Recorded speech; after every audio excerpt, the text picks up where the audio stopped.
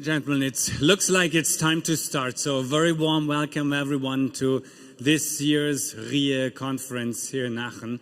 This is actually, I don't know which invitation you got. I got the invitation that this is the substitute location.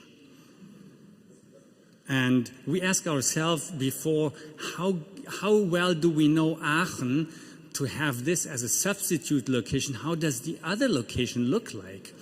Well, I don't know, but since this is a very, very special occasion today, we are celebrating 20 years of collaboration. We are here in the best place ever we have in Aachen. And actually, I put on a tie. That was the first time in this year. I mean, it's December.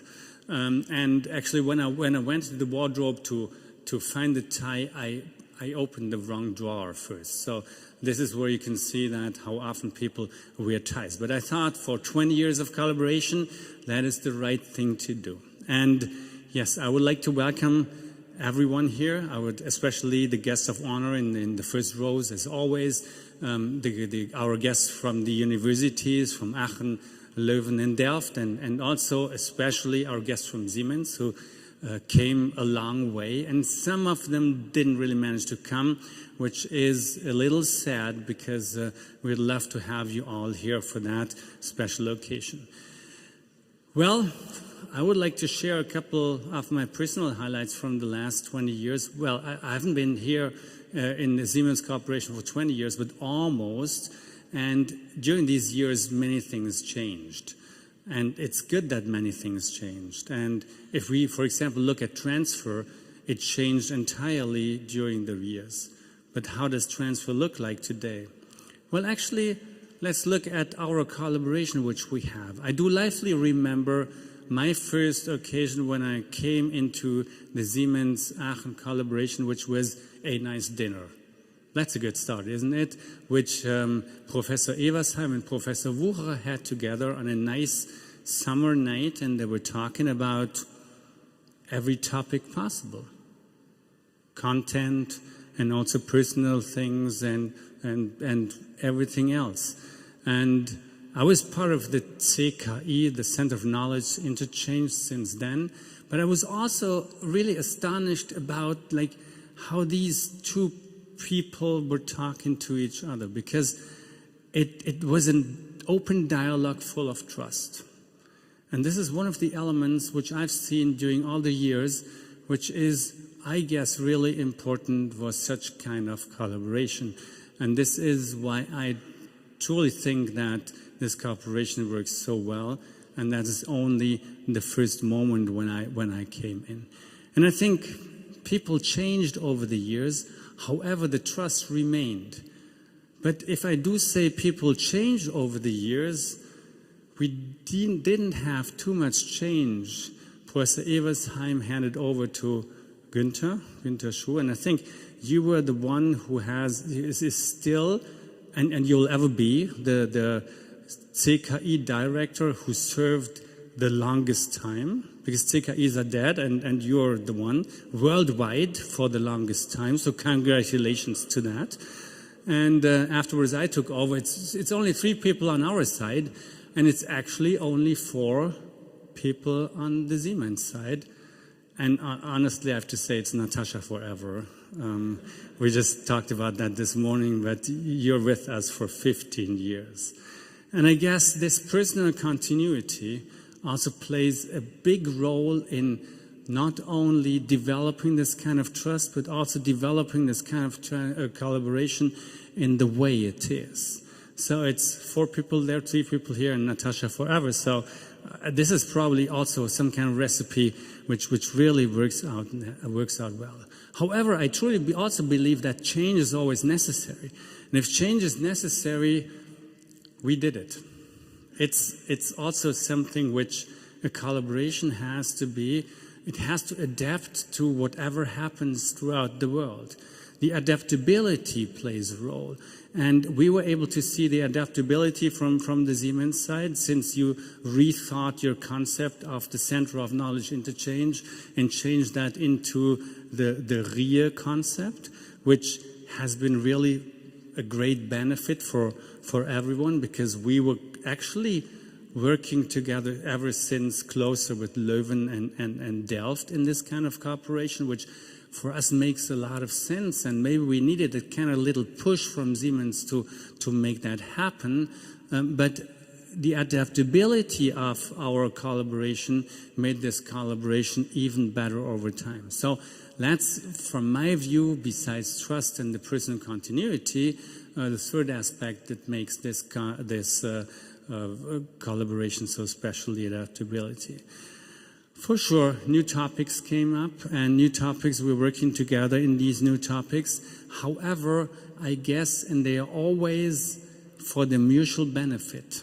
And I'm not saying only benefiting that one side wants to benefit. And I've seen that many times with our researchers, also with talking to people from Siemens.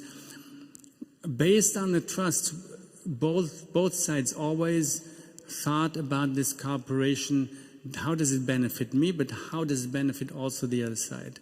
And if I'm saying benefit, it's not only like research business driven, but also with some kind of ethical component. What do I mean with that? It is always driven by always changing the world at least to a little bit to something better. By using technologies, by working with talents, by doing so many things which you can do to add an ethical component. And this is, for me, the fourth point, which is really important, and we really benefited big time from that cooperation with Siemens. If I, for example, rethink the so-called SFB, which was gone into place, and Günther Schuh was actually the father of thoughts in bringing that into place. And if we do look at what it brought to our university in terms of collaboration and interdisciplinary work together, but also, for example, patents to the Siemens side, this has ever been exceptional. But also your role Siemens played in our Excellence Initiative, that was really truly fruitful for everyone of us. And so I'm looking back to a great collaboration over there. I don't know how many years, nearly 20 years. I've been in Aachen for 20 years right now, so 20 years and 3 months, this is what exactly it is. But I don't remember when I started with that first dinner, which I just mentioned. But if I ever look back to that, I guess Siemens always had the idea how transfer has to look like today. Because what we do in our university, we have new concepts of exchange and transfer to like more translational concept where two parties work together more extensively over a longer time based on trust, continuity, adaptability with a mutual benefit. And Siemens actually, with us, played that role for many years. And this is, I guess, why this cooperation is so exceptional for all of us. Actually, I have to congratulate RWTH for having such an exceptional partner. I'd like to extend that congratulations also to Leuven and Delft right now. But I'm very thankful to Siemens for being our partner for the last 20 years. Thank you very much.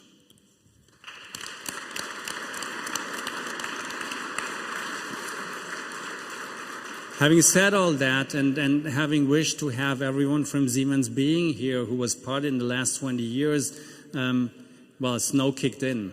And snow actually, Peter, made you not being able to join in the entire day. You wanted to be with us this morning at 7:30.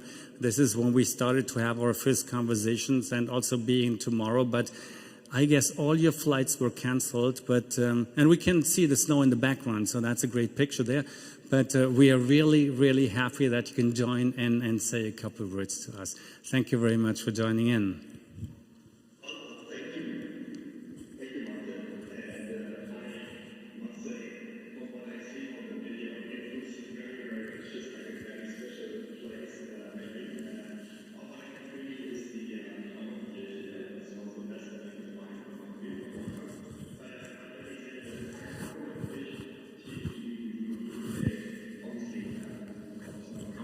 there was no way of making it in time. Malte, you said it super well. it's very interesting because you had 4 topics, I had 3, and one is actually the very same, and that is trust. And if I think about the past 20 years, I think we have come to great terms of trust between RWTH and Siemens. And I believe really is the trust that great relationships, great ideas, great impact is being built on. And that's something that you have to build over a long time. And so therefore, the fundamentals for our partnership is super, super strong. So 20 years ago, think about it, 2003 starting. Back then, 2 years ago, it was 9/11. So the world was a little bit in a turmoil with all the Iraqi wars and everything. And at the time we thought, boy, this world is really complex. Now, if we only had known what would be happening 20 years later, and I even don't dare to think about what's going to happen the next 20 years. But if I know one thing for sure is you need partners, and you need partners that you can trust. And that is really what I thought when and you explained it really well, when we expanded, thanks to Natascha, the idea of, bringing different stakeholders together. And the research and innovation ecosystem, for one, was the idea, well, there's so much great research in Europe that is happening. Why don't we use Siemens also as a platform where we can bring other great technologies, other great thinkers, researchers together? This is what we do with Delft and Leuven, as you said. But also, very important and sometimes forgotten, but that's why it's so great to have you, Malte, there, is that there's also a lot that has to happen with regards to translation of the great research that is happening. Because research usually gets you some invention disclosures or patents, but they don't change necessarily the world. But you need the people that really do change the world. Sometimes it's the large corporates that have the money, and sometimes also the market access and the global reach. But very often you also need to have these inventors and entrepreneurs, sometimes they're the same, that go hand in hand and really do change the world and that are willing to take the risk. And that's why we are so excited to expand this not only from a geographic perspective, but also to say, you know what, we want to work with the startups. We want to learn from them. We want to see what's really trending well and how we can help to shape new technologies when it comes down to digitalization or when it comes down to, of course, decarbonization. And I've been told earlier this day, decarbonization is maybe not the right word from Professor Rüdiger. I know you feel very strongly about it. So therefore, let me say then sustainability, and therein there's the question about energy efficiency, and the question about how can we become carbon neutral. I think this is a common term that is being used, which really is then the ecosystem is my second topic. And the last one actually is about impact. And this is something that in particular, I think, as you also engaged today, is focus on the key areas that are, you know, where RWTH and where the RIE is very strong and where Siemens has a lot to offer.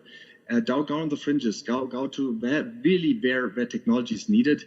Of course, there's COP28 in full swing. Everybody's not debating anymore whether climate change is happening, but everybody's asking how. I think the world needs more technology than ever. And I think we do have it in our hands when it comes down to, of course, energy efficient production, all the ideas about, of course, smart grids that we've been working on for the longest time. When we think about energy efficient buildings, when we think about the next generation of railways and trains, because hydrogen powered or battery powered, but all the same that we get people off the road and to more of a, you know, energy efficient transportation.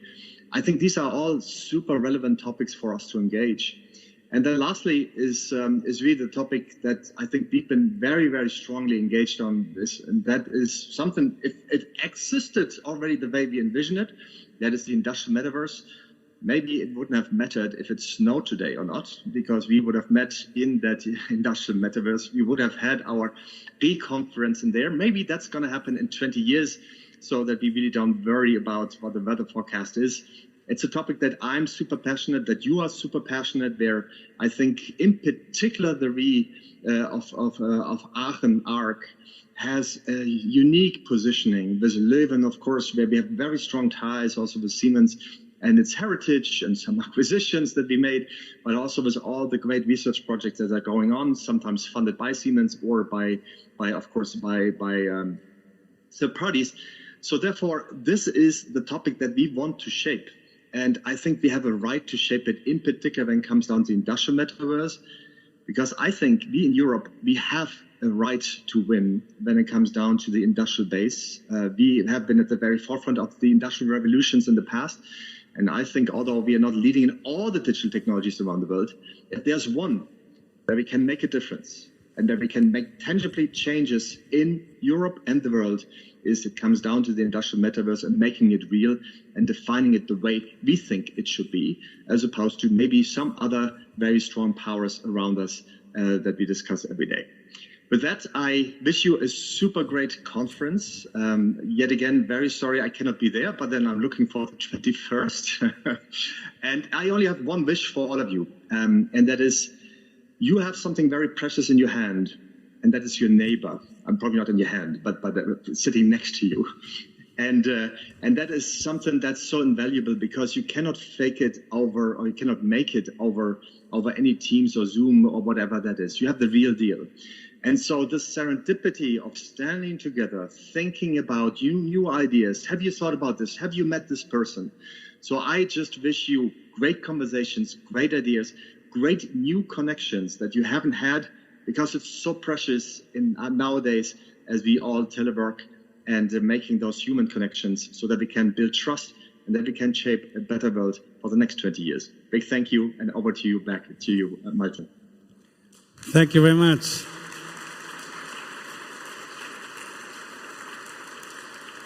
Thank you very much, Peter. And those were great words. And standing next to you would have brought that moment to me of serendipity. I always know when we meet, it's always really interesting. However, and you not being here, actually, I would have loved to listen to your keynote. But to be honest, to some extent, you also brought us some kind of present, because we have a very special person who is holding the keynote today.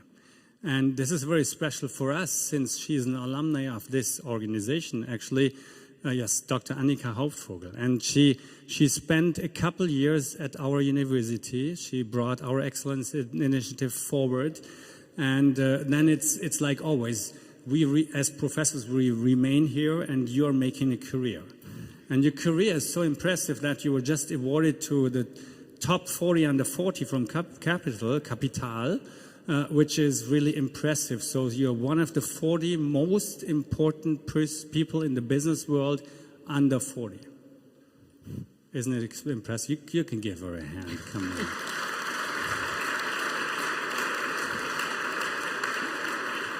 And now it's a great honor for us to have you here as the keynote speaker. I mean, what could be a better replacement for Peter? Thank you very much for joining in. Yeah, good afternoon also from my side. I'm very happy to be here. And before I talk about technology, let me also say congratulations to 20 years of partnership. I actually attended my first conference 10 years ago, and I was a PhD student here in Aachen. I worked at the WZL, the Laboratory for Machine Tools and Production Engineering, and for me it was very interesting to get to know Siemens, to get an understanding about what are the challenges Siemens is facing, what are the challenges the industry is facing, and also to get in contact with the people at Siemens. And I must agree, Malte, also some food and drinks for free, which is also good for a PhD student. So being there as a PhD student, it was good to have this partnership. But also when I joined Siemens, I still believed in the value of this partnership. So to give you just one example, together with the Aachen University, my engineering team and one of our customers, we together created a new product within just 1 year. It's called the Track Monitoring Smartphone app. And I believe that this would not have been possible without having this great collaboration. So I would add one word to Peter's trust and impact, and that's transfer. To be able to transfer what we generate in the universities, to be able to transfer this into industry and finally into the market. I think that is also a very important outcome of this collaboration.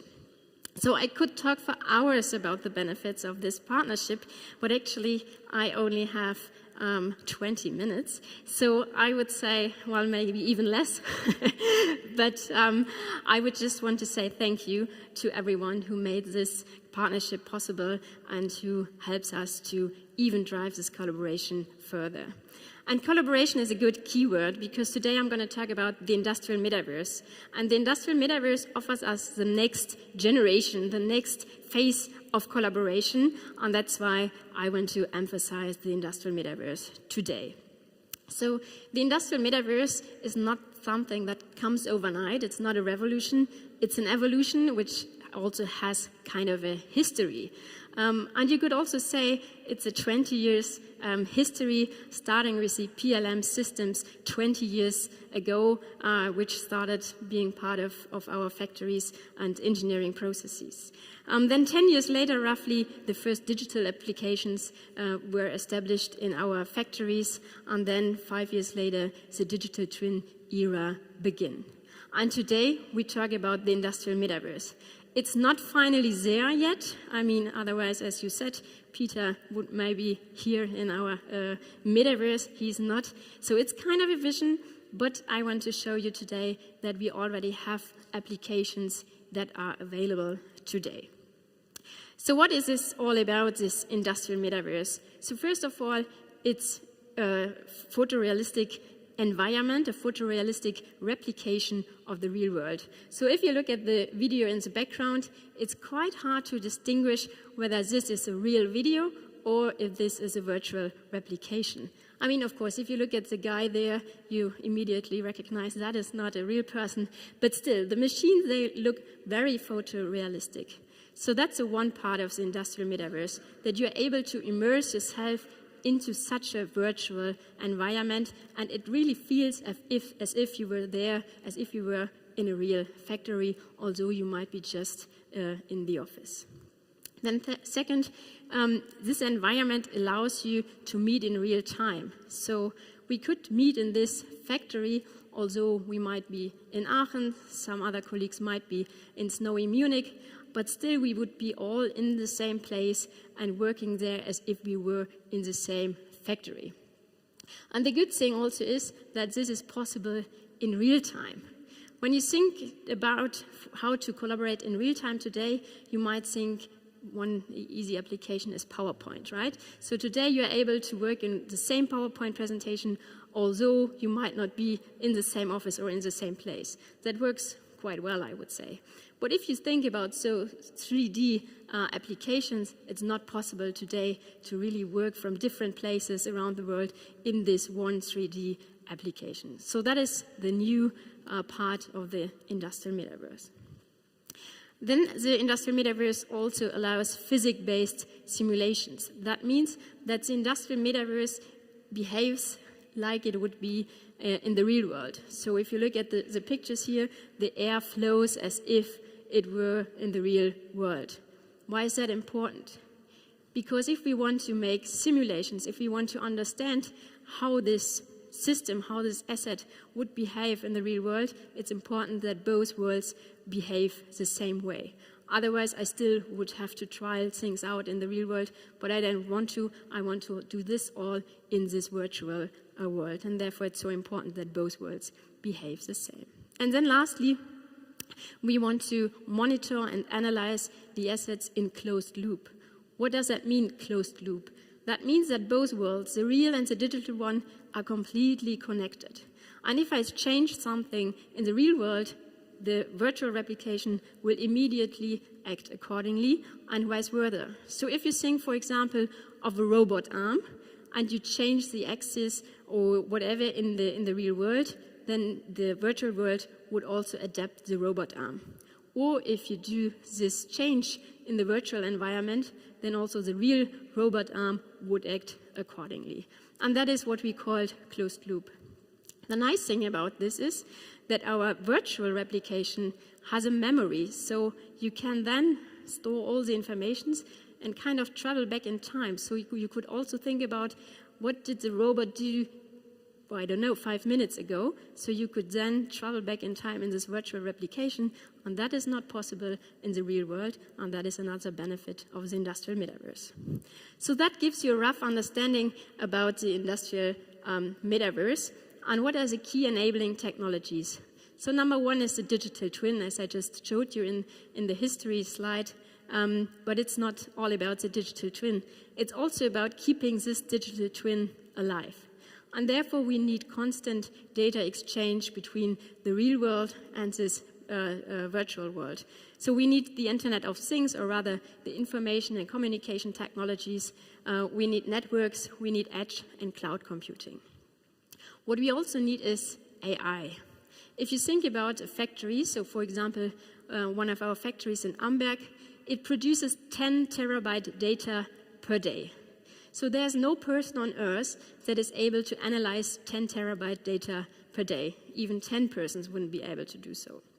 So therefore, we need AI to take all the data, analyze this, and then help us to take the right decisions. So that's why I would always say digital twin and AI are the major building blocks for the industrial metaverse. Now you could say, well, virtual and augmented reality, that's also on the list. Yes, it is, and it's also one part, but I don't believe that for the industrial metaverse that this is the most important aspect. Of course, when you do gaming, it's very important to have your VR glasses and dive into the games, but for the industrial metaverse, it's sometimes also sufficient to just have a 2D application to use your iPad or whatever, so I wouldn't put too much emphasis on that. Now, the industrial metaverse, as I said, it's all about combining the real and the digital world constantly. Why are we doing this? We do this because our real world is getting more and more complex. It's really, really difficult to understand the real world and to take the right decisions. And therefore, this helps. I give you an easy example. If you travel to Aachen, what do? I usually have that app on my smartphone, which tells me, okay, that's the fastest way to go from Munich, for example, to Aachen. What do I have there? I really have the virtual replication of the streets, of the current traffic situation, and so on and so forth, and it tells me what is the fastest way. So I don't really have to think about it. I don't take a map and check where to go. And that's just one easy example of your daily life where you already use the connection of the real and the digital world to find the fastest way from A to B. And now if you think about factories or even buildings, cities, whatever, those systems are very complex, and therefore it really helps us to have those digital replications helping us taking the right decisions.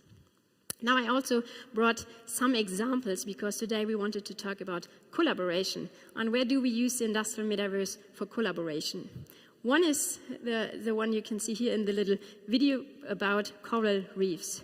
You know, we have an issue with coral reefs around the globe. They are reduced, and we know that they are very important for our ecosystems in the ocean.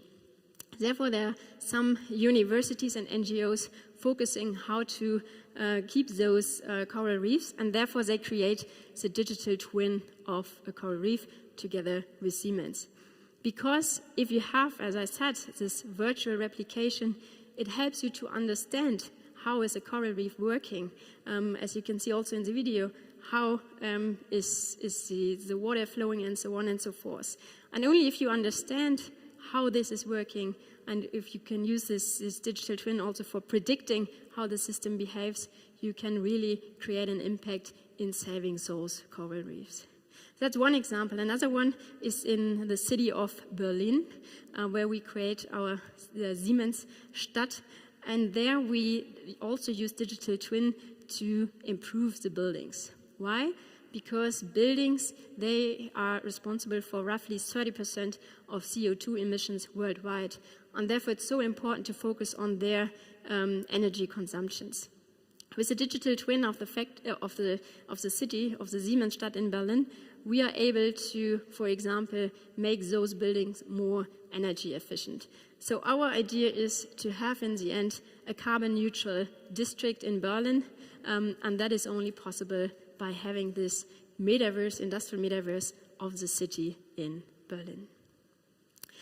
Now coming back to factories, where we can also see a huge benefit in terms of sustainability when we apply the industrial metaverse.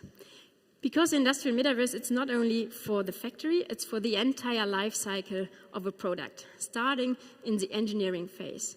So there you can create your product, for example, in this virtual environment. I mean, that is possible already today. That's not new.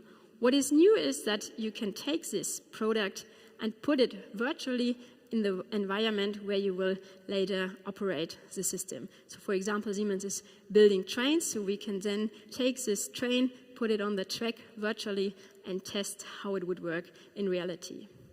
That enables up to 50% less material just because we don't do the testing, prototyping and so on, but doing this all in this virtual environment, and that is of course a huge impact in terms of sustainability.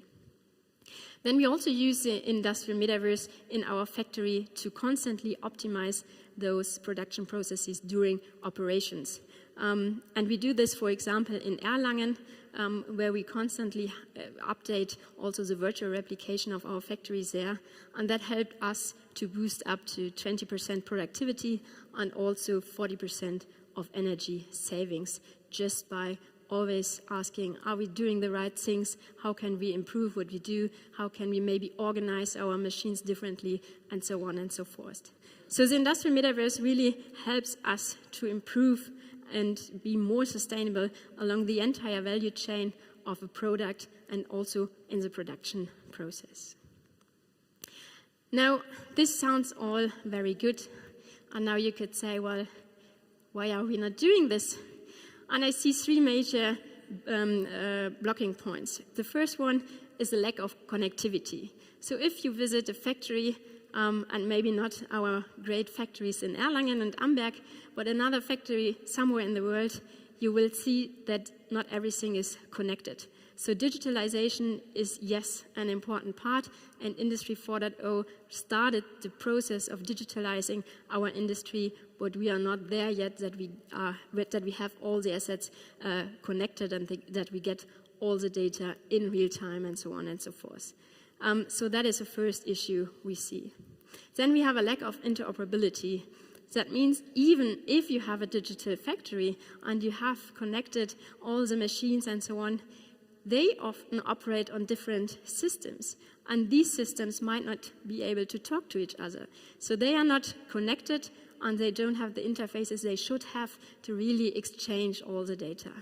No, that is just when you look at one factory, you have all the different systems. But if you, for example, look at the entire supply chain, that's even worse, of course. And the idea of the industrial metaverse, having a view of the entire product life cycle, you of course have to have all the interfaces and the data along this whole lifetime of a product. And therefore, we can now say, well, we are not really there yet. Then, third point, lack of skills. And it's not that there are no people who are able to create this industrial metaverse. I don't think that's a major point. The major point is that we don't have enough people. We know that we have this lack of skilled workforce, and that is, of course, also difficult when you want to connect everything to the industrial metaverse. But I must say, the industrial metaverse also helps us with this blocking point, because with the help of the industrial metaverse, as I said, it also helps you to take the right decisions. You might not have to have all the experts. You also don't have to have the experts in place, because they can work from where they are and to help you with your problem. So, for example, we have connected two factories, one in Erlangen and one in Nanjing in China. And the expert can, either he's in Germany or he's in China, can also help in finding the root causes of the problems, which are either in China or in Germany. So you don't have to send the expert around the globe. He can immediately get access to the systems, to the industrial metaverse of the factory, and things can be done without traveling. So it's not only blocking, it's also enabling what we face with the lack of skilled workforce. So the question now is, how can we we here in Aachen today, the university, Siemens as an industry company, but also the government help to create this industrial metaverse. And of course, there are different topics. So for example, the government and the industry, we are able to help the industry to transform towards digitalization. Therefore, we as Siemens need to bring the right devices into our factories, and the government, of course, needs to create, for example, the Wi-Fi connection. Whoever traveled by train to Aachen might have recognized that there is not in every single place Wi-Fi in Germany yet, but that is necessary if I want to send out the data and so on. Then universities and industry, we of course also have to work closely together. It's not possible that universities are in kind of an ivory tower, do great things, but if they are not transferred into the industry, we won't be able to create this industrial metaverse. So therefore, it's important to have such a collaboration as we have it here today to get transferred whatever is developed in the industry. I put one thing not on this slide, and that is regulation. Because often we say government should also help us with regulation when it comes to interoperability. But actually, I don't see that we have a huge need here when we talk about the industrial metaverse, because there's so much already there. If we talk about BIM, for example, if we talk about OPC UA, all that is already existing, and therefore I think we in universities and also in the industry, we are able to kind of regulate ourselves and find the right interoperability and interfaces. So, but as you can see on this slide, it's so important that we work together, not only to create the industrial metaverse, but especially to create this industrial metaverse. So my key message today is that when we want to create the industrial metaverse, we have to work in ecosystems, because Siemens is not able to do this on our own, the universities are not able to do this, and we really have to collaborate. I also want to give you one example here. So we are just creating a metaverse nexus in Munich, where we want to bring together universities, but also, of course, our customers, because they in the end understand the challenges, and we want to bring them together there to create industrial metaverse applications. And I think that everyone in here has ideas of how to create your ecosystem and how to work together and not stay in our own silos. So with that, I want to say thank you, and looking forward now to also discuss the industrial metaverse in our panel. Thank you. Thank you so much, Annika, for giving us this insightful keynote, giving us a better understanding of the topic and the challenges that we are facing on the topic that we will discuss further today and tomorrow. And you may now switch your microphone. Thank you.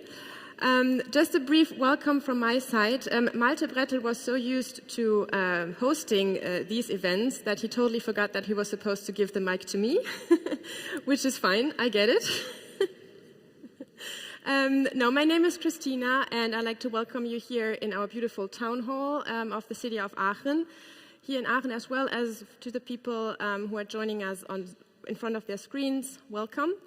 And after this really insightful keynote that kicked off our conference today, we now want to hear from some more experts on these topics, who will discuss the impact of the industrial metaverse on the collaboration and on, sorry, I was confused, and on the triple helix. So I want to welcome on stage Dr. Christina Dienhart, who is an assistant professor at the Institute of Technology and Innovation here at RWTH Aachen, who will lead us through the panel. Thank you.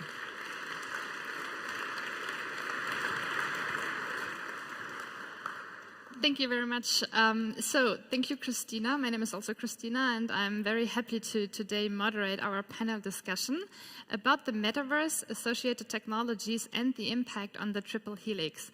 And thank you, Annika, for already explaining a little bit about the triple helix, what we want to discuss today with our panelists is how can we use the industrial metaverse to make collaborations even worth it, to have value for all the stakeholders, to have value for industry, for academia, and then also to have the help of the government, of the policies to make this work. And to do so, I'm very much welcoming our panelists. Our first panelist is Professor Frank Piller from the Institute of Technology and Innovation Management. He's focusing in his research on customer-centric value strategies like mass customization and co-creation. And Frank's vision, he told me, is to use his avatar once to be really at two places at the same time. So I'm very happy that you're here in person today. Welcome, Frank.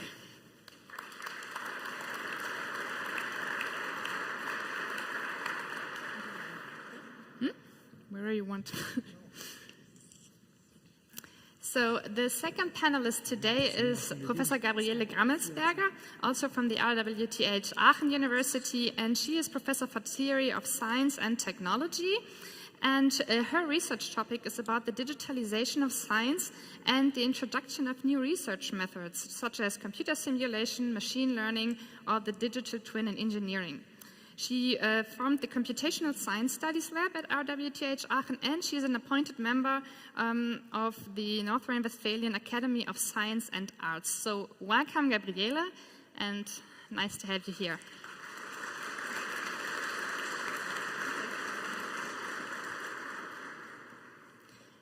Third, we have Koenraad Debackere from KU Leuven. A very warm welcome to you. He's chair of the KBC Group and professor of economics of technology and innovation. He's chair of the Enterprise and Innovation Group of the League of European Universities and holds directorships in several technology startup and venture funds. So I think that's a very nice perspective also for our panel. Very warm welcome.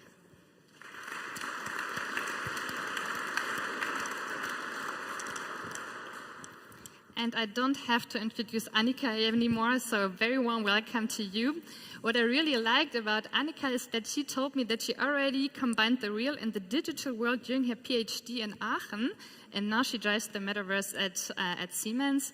Thank you for being here in our panel, and I think, how did you combine the two worlds in your PhD? That was also my question. Oh, that's a longer story, but I combined the factory planning with what is going on really in the factory. I kind of closed that loop and created for all the deviations actions in the planning phase. Cool. So that's very nice. Thank you. Yeah, thanks.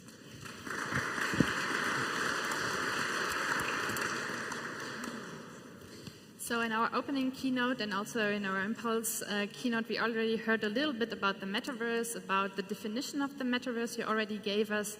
But there are also other voices. I mean, this seemed very nice and very, okay, we are driving the future, we are going into the future with the metaverse. Different technologies are underlying the metaverse. You already mentioned the digital twin. So what is new about the metaverse? What are your definitions of the metaverse, and is it more hype or hope? Frank, what do you think? Well, if we talk about the metaverse in general, and perhaps not just the industrial metaverse, on the one thing there is this world of fairy tales and dragons and creatures, and that's very much perhaps gaming or entertainment. But then others, and this is what's my interpretation, people say it's really the third generation of the internet. And I'm old enough to remember when this mobile web came up. And I really don't understood why you should bring this internet on this Nokia phone. As you had your laptop and it worked perfectly in the office, and there were these online games on the phone, and I really didn't get it. It required the iPhone to really understand the value. But now if you think of modern, all kinds of business models, probably all Siemens wouldn't work without the mobile web. And so somehow they say, but we are still going into the web. And the idea is, this is my understanding, the metaverse, we are in the internet. We're not going onto the internet, but we are in, and it's this immersion of that. Is it already here? Definitely not. And it started with the consumer world, and now I find it's really interesting that somehow the industrial world, that in the last 15 years was always behind consumer tech, is now somehow ahead. And perhaps that first this realization is realized in a factory environment or so, but we'll talk about that later. So hype or So hope? definitely not hope, lots of hope. Hope. Okay. What do you think, Gabriele?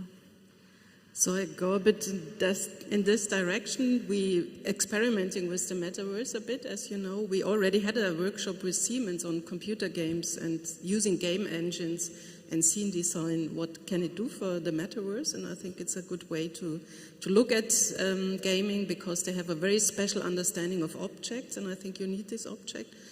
There's another aspect what we saw also in the keynote, that simulation is core for the metaverse. But I would say the metaverse has to go even beyond, and it can go beyond by including, and this is more or less also a bit the digital twin, by including the individuality of the objects and the machines. And that is, I think, different to classical simulation. I come from simulation business, from climate simulation, and this you always have a very general approach. You cannot individualize, and this very individual aspect is, I think, the key here, also for the future of the metaverse. So hype or hope? What do you think? Is the metaverse more hype or a hope? Please? What is the metaverse for you, more hype or a hope? We will see. I mean, if we go for this extreme individualization, you create enormous amounts of data, and the question is how you can deal with this data. So there is a hope we can deal, and again, I can say look at the game industry, because they have very sustainable technologies and processes and algorithms developed in order to deal with a lot of data for consumers, usually teenagers who don't have much money for that environment.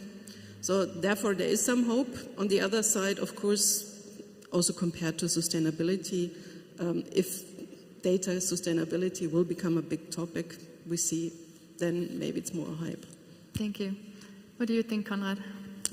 Well, I would like to go back a bit in time, but I think it's an inevitable hope because of the reason that when you look into some of the foundations in the area of innovation management, there are two foundations I want to refer to. One is the work that was done in the last century, in the 70s, by my late doctoral supervisor, Tom Allen, at MIT.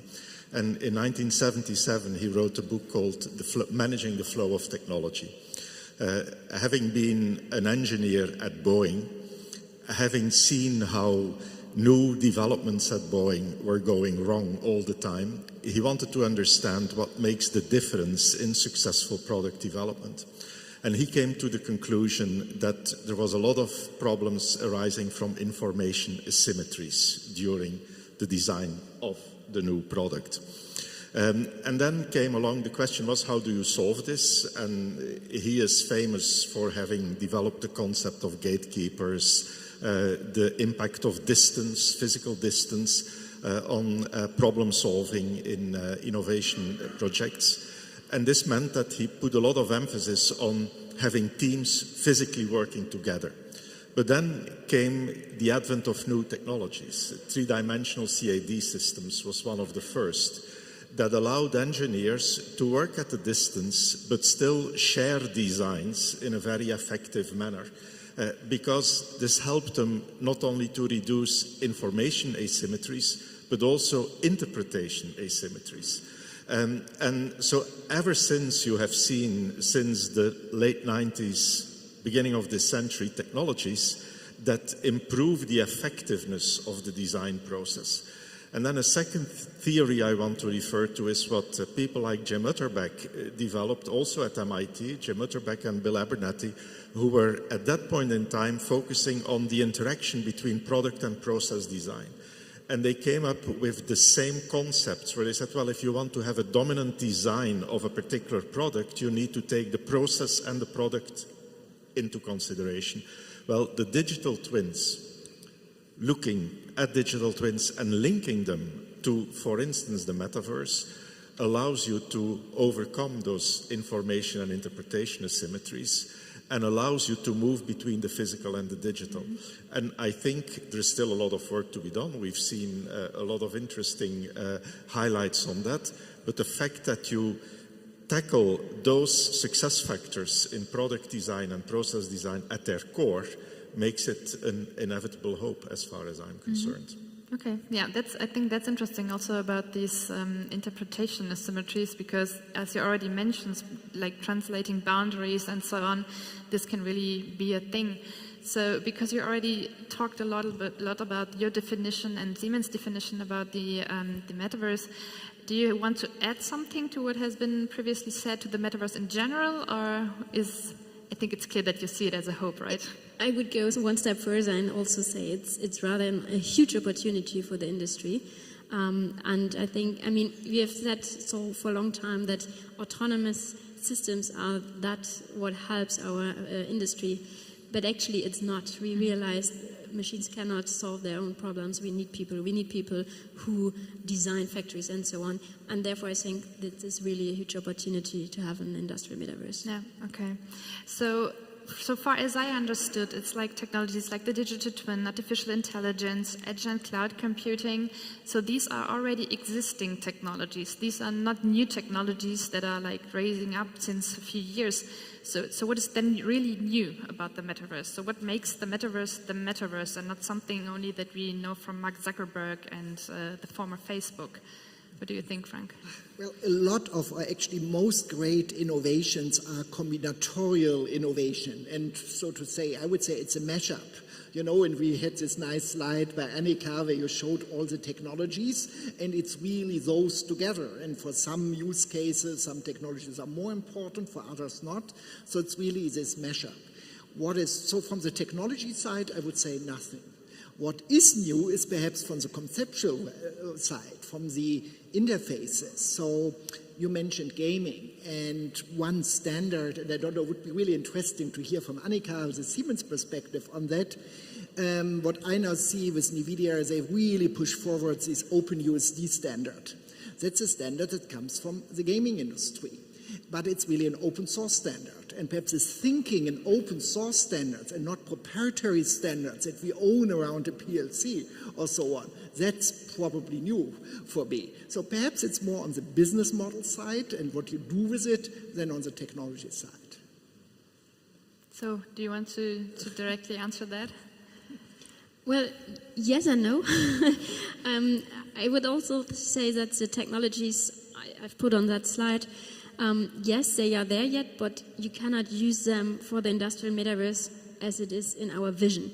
You can use it today for the applications we already have in our factories, but if you want to have this real-time immersiveness, photorealistic, physics-based simulation, the technologies are not really there yet. So it also takes some time to develop them first and then to bring them together. Mm-hmm.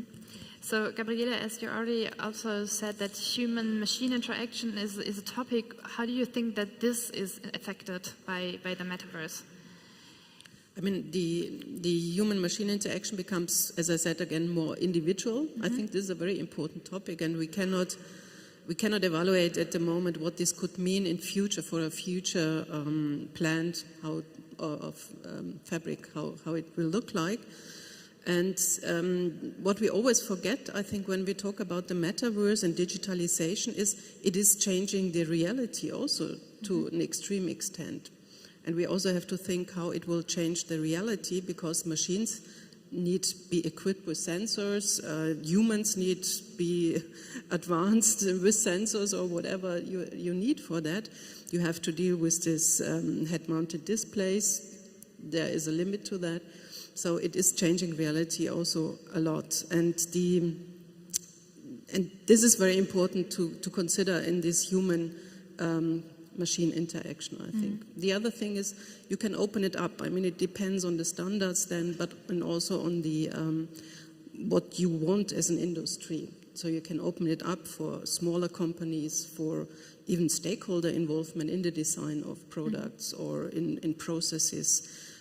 You can shape processes maybe completely differently as you do at the moment. So there is, I think, a lot of possibilities which will change. And as Frank said, we cannot imagine at the moment, but in 20 years we should meet again. And then we think, okay, yeah, now we know. Yeah, okay. So, Koenraad, thinking about, for example, also SMEs, because Siemens, of course, big company, developing a lot in these fields, what do we then have to do that everybody can use the metaverse and can, especially use the industrial metaverse to have these potentials that you already outlined in your keynote?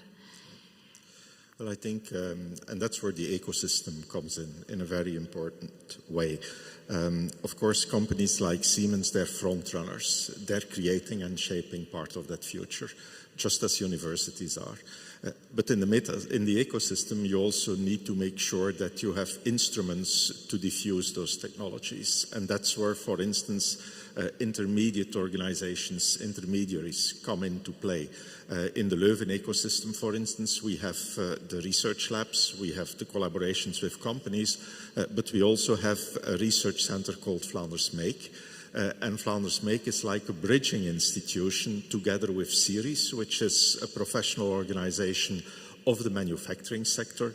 Those two players are instrumental in gaining access and translating, because translational research is very important here in another way, translating this to feasible and usable applications for SMEs, for instance. You will not be able to do this directly from the university or directly from Siemens. You need special organizations that are like translation devices, and that's where your ecosystem is extremely important. Mm-hmm. So I think one major issue of the industrial metaverse is also this decentralization and democratization. So what do you think, how did the industrial metaverse change the Siemens ecosystem so far? Well, the industrial metaverse, as I said, only is possible if we work together, if we create those partnerships. And to just name one example, 1 year ago we announced the partnership with NVIDIA, because we realized, yes, we do understand manufacturing, we do have the devices for the factory, we do have digital twin technology, but we still needed some help from NVIDIA to make this all happen and to use their Omniverse to create our first application. And that is a huge step. I mean, Siemens is a huge company. We are corporate. We believe, and many people tell us so, we are the front runner, we can do everything. But really understand that it's necessary to open up, to create those partnerships and to go together. That changed our behavior. Mm-hmm. And do you see, like, from your role at Siemens, did you face any internal barriers or challenges when, like, talking to people about the industrial metaverse to have them on board? Well, actually, no, because we, in general, understood that the industrial metaverse underlines our strategy, and the strategy of Siemens is to combine the real and the digital world, and that is exactly what the industrial metaverse is doing. Of course, as I said, you have to change your mindset in terms of opening up, but we understood that the industrial metaverse will help us to improve our own factories, but also help our customers to do their digital transformation and to help them to be more efficient and so on. Perhaps on this, I don't know, I saw Dirk Hartmann here, the digital twin expert of yes, Siemens. Yes. I'm there in the last row, of course, the computer nerds. No, and I'm teaching with him a class in the metaverse where he presents the digital twin and industrial metaverse vision of Siemens, and he always in his use cases reinforces democratization as with regard to much easier interaction of non-experts with an expert system. I think not so much, you mentioned AI, you have this wonderful high sim center chatbot where you as a normal person without an engineering education from Aachen perhaps can, use your very advanced simulation systems, and the same with a very complex 3D design. So, and I think this is a very, very big opportunity where perhaps finally this word democratization of something can be used, as the access to really high-end systems is much easier. Mm-hmm. And I think this is actually a very big opportunity, also probably driving the acceptance of some of the outcomes of these expert systems. So do you then think for the democratization we need to reduce the barriers? So do you think that in the future we will have less barriers for the metaverse so that there will be not the Siemens metaverse, the BMW metaverse, you name it, so that we are like more able to hop from one to another, or what is your vision on that? Yeah, hopefully. I think that's the issue of standardization. So I think we in a study looked in all the different definitions of the traditional metaverse, and this openness, user integration was part of all of these. In the moment, we are still that there are a lot of metaverses, and you can't really hop from one to the other. But of course, as a consumer, we also are in different communities. We are in different stores. We are part of different events, but we always have our body. And so perhaps our personal avatar will be the unifying pin that really helps us to come from one piece, one metaverse to the other. Mm-hmm. We'll see. So then, I mean, if we follow this vision, that means also that we can do something for sustainability, as you already also pointed out in your talk. What do you think on that, Gabriele? Like, how can the industrial metaverse help us to drive forward climate change, sustainability, especially in ecosystems? I think there is a chance. So I'm a philosopher of science, so I look how different disciplines in science work, and what I see, this is really interesting in Aachen, that engineers become scientists investigating their machines as if they are natural entities, because you measure a lot, you try to see, you trigger around the parameters, you experiment, and so on and so on. I think this is quite important, because then you reflect, you learn more about, and you understand where you can save energy, where you can save material much better than in earlier times, where you have just built it. So it's really, I think, also a change in engineering itself. It becomes more a natural science. Mm-hmm. That is what I can observe here. Yeah. What do you think on that? Yes, and I think, well, we've seen the example of Berlin. I think in terms of, for instance, last week in Leuven we signed the climate contract with the European Commission. And you really need to understand, if you want to make districts in the city climate neutral, then you have to integrate simulation with understanding the real life and the real world of that city district.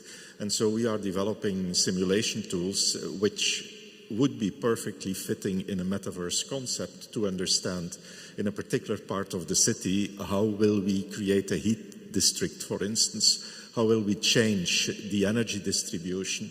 In order to do this, you need to go beyond just the traditional calculations. You need a kind of digital twin of that part of the city and the simulations you can do. And that's where the metaverse comes in, again, potentially comes in.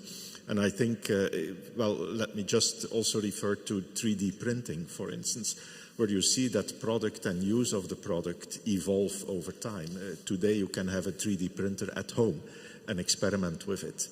20 years ago this was impossible to think of. And probably here we will get into similar applications. And there may be several metaverses. It may be like astrophysicists tell us there is a multiverse. Maybe it's a multiverse of metaverses. Yeah. So, I mean, when we're then thinking about the industrial metaverse as also, for example, talking from one person in Beijing to one person in Berlin, is that what we want for the future? Isn't the meeting as we have it here exactly the value of collaboration and the value of being together? Frank, you're shaking your head.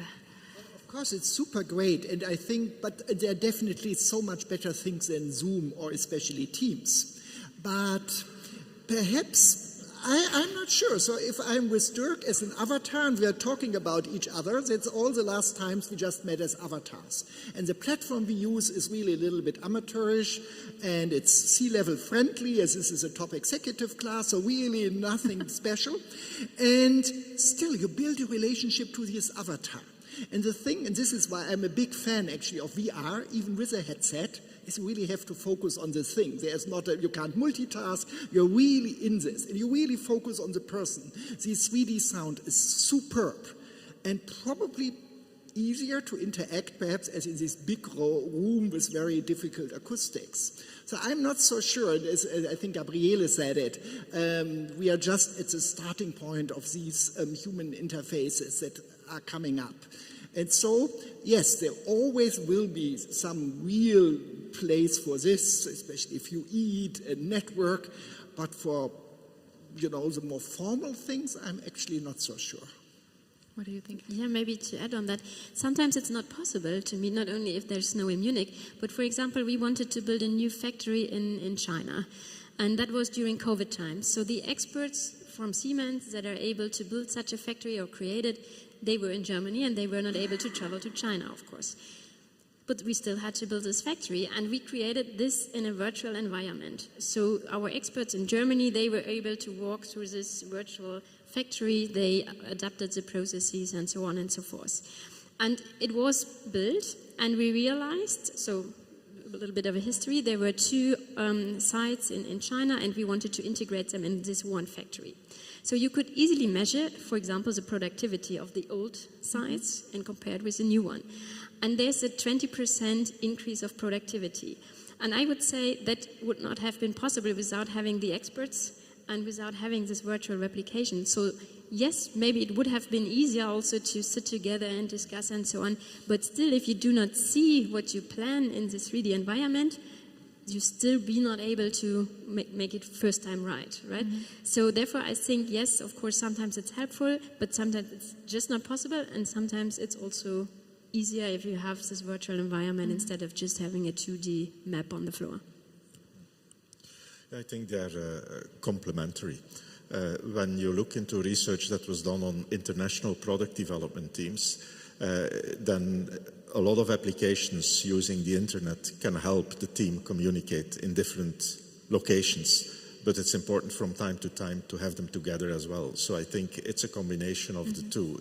And their applications, like Metaverse applications, can help a lot, because this will increase productivity, because you can be more real-time connected without being physically present, but sometimes you need to be physically present in order to build the other relationships that you need. Mm-hmm. So do you think, for example, Gabriele, do you think that COVID was a boost for the Metaverse? Like, are we here now because we had this pandemic and it kind of forced us to think about different ways?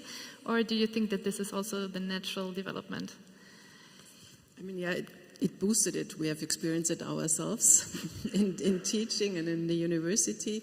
So it has boosted it a lot, because for a very simple fact, I would say, we had the technology most or less beforehand, but it's a question of to get used to it. And we were forced to get used to it.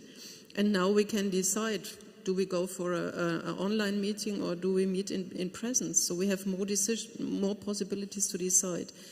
I think this getting used is a very human thing. You must get used to it. You must also to get used then to work with the Metaverse, however it will look like in future. And in that way, COVID helped us because it gave a big push. Yeah. So when then thinking and coming back to the triple helix and collaboration part of the industrial metaverse, so we want to then include research, we want to include industries and also the government or the policies, politics in our collaboration. So what do we have to do that everybody then is on board? Because from what I understand and how I also I get to know it in my personal life, when talking about the metaverse, we're in a super bubble. So because we think about it, we know about the metaverse, but when talking to other people, they kind of get lost. So how can we make sure that everybody is on board in these collaborations, like from the small enterprises to the researchers to then the industry? What do you think? To talk a lot about it. Even the Ministry of Digitalization and Transport, they created this open dialogue on the metaverse in general. And I think it's important for us as Siemens, but also from the universities, to participate in this. And right now they really push this forward, and they are not hesitating, which I think is good. But still there are some, people that say, oh, I don't want to wear those VR glasses 8 hours per day, and that's not helpful, and it's not good for my health, and whatever. But if you show, well, it's not about wearing those VR glasses for 8 hours, but rather pointing out the benefits that are already there, I think that helps us in convincing also those that this is a huge opportunity for us in Germany. What do you think, Frank? How can we get everybody on board? Well, I think and we did quite some research at our institute on Not Invented Here, that we somehow don't like ideas that come from the outside. And sometimes it's here. I saw Lukas Moschko, who was a former PhD student, who now works for, I would say, partner. Bosch is a partner of Siemens, or so, a partner of Bosch Industry.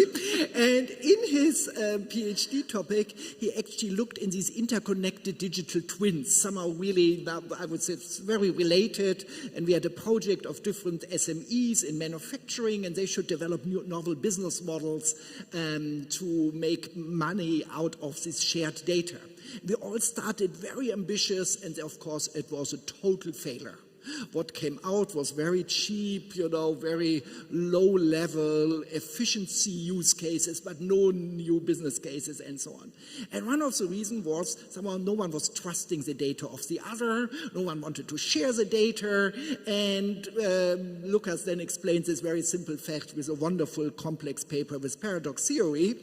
And but really what we felt was there was a lot of paradoxes in the head of these managers that should make the decision of how to engage in these, I would say, predecessor of the industrial metaverse.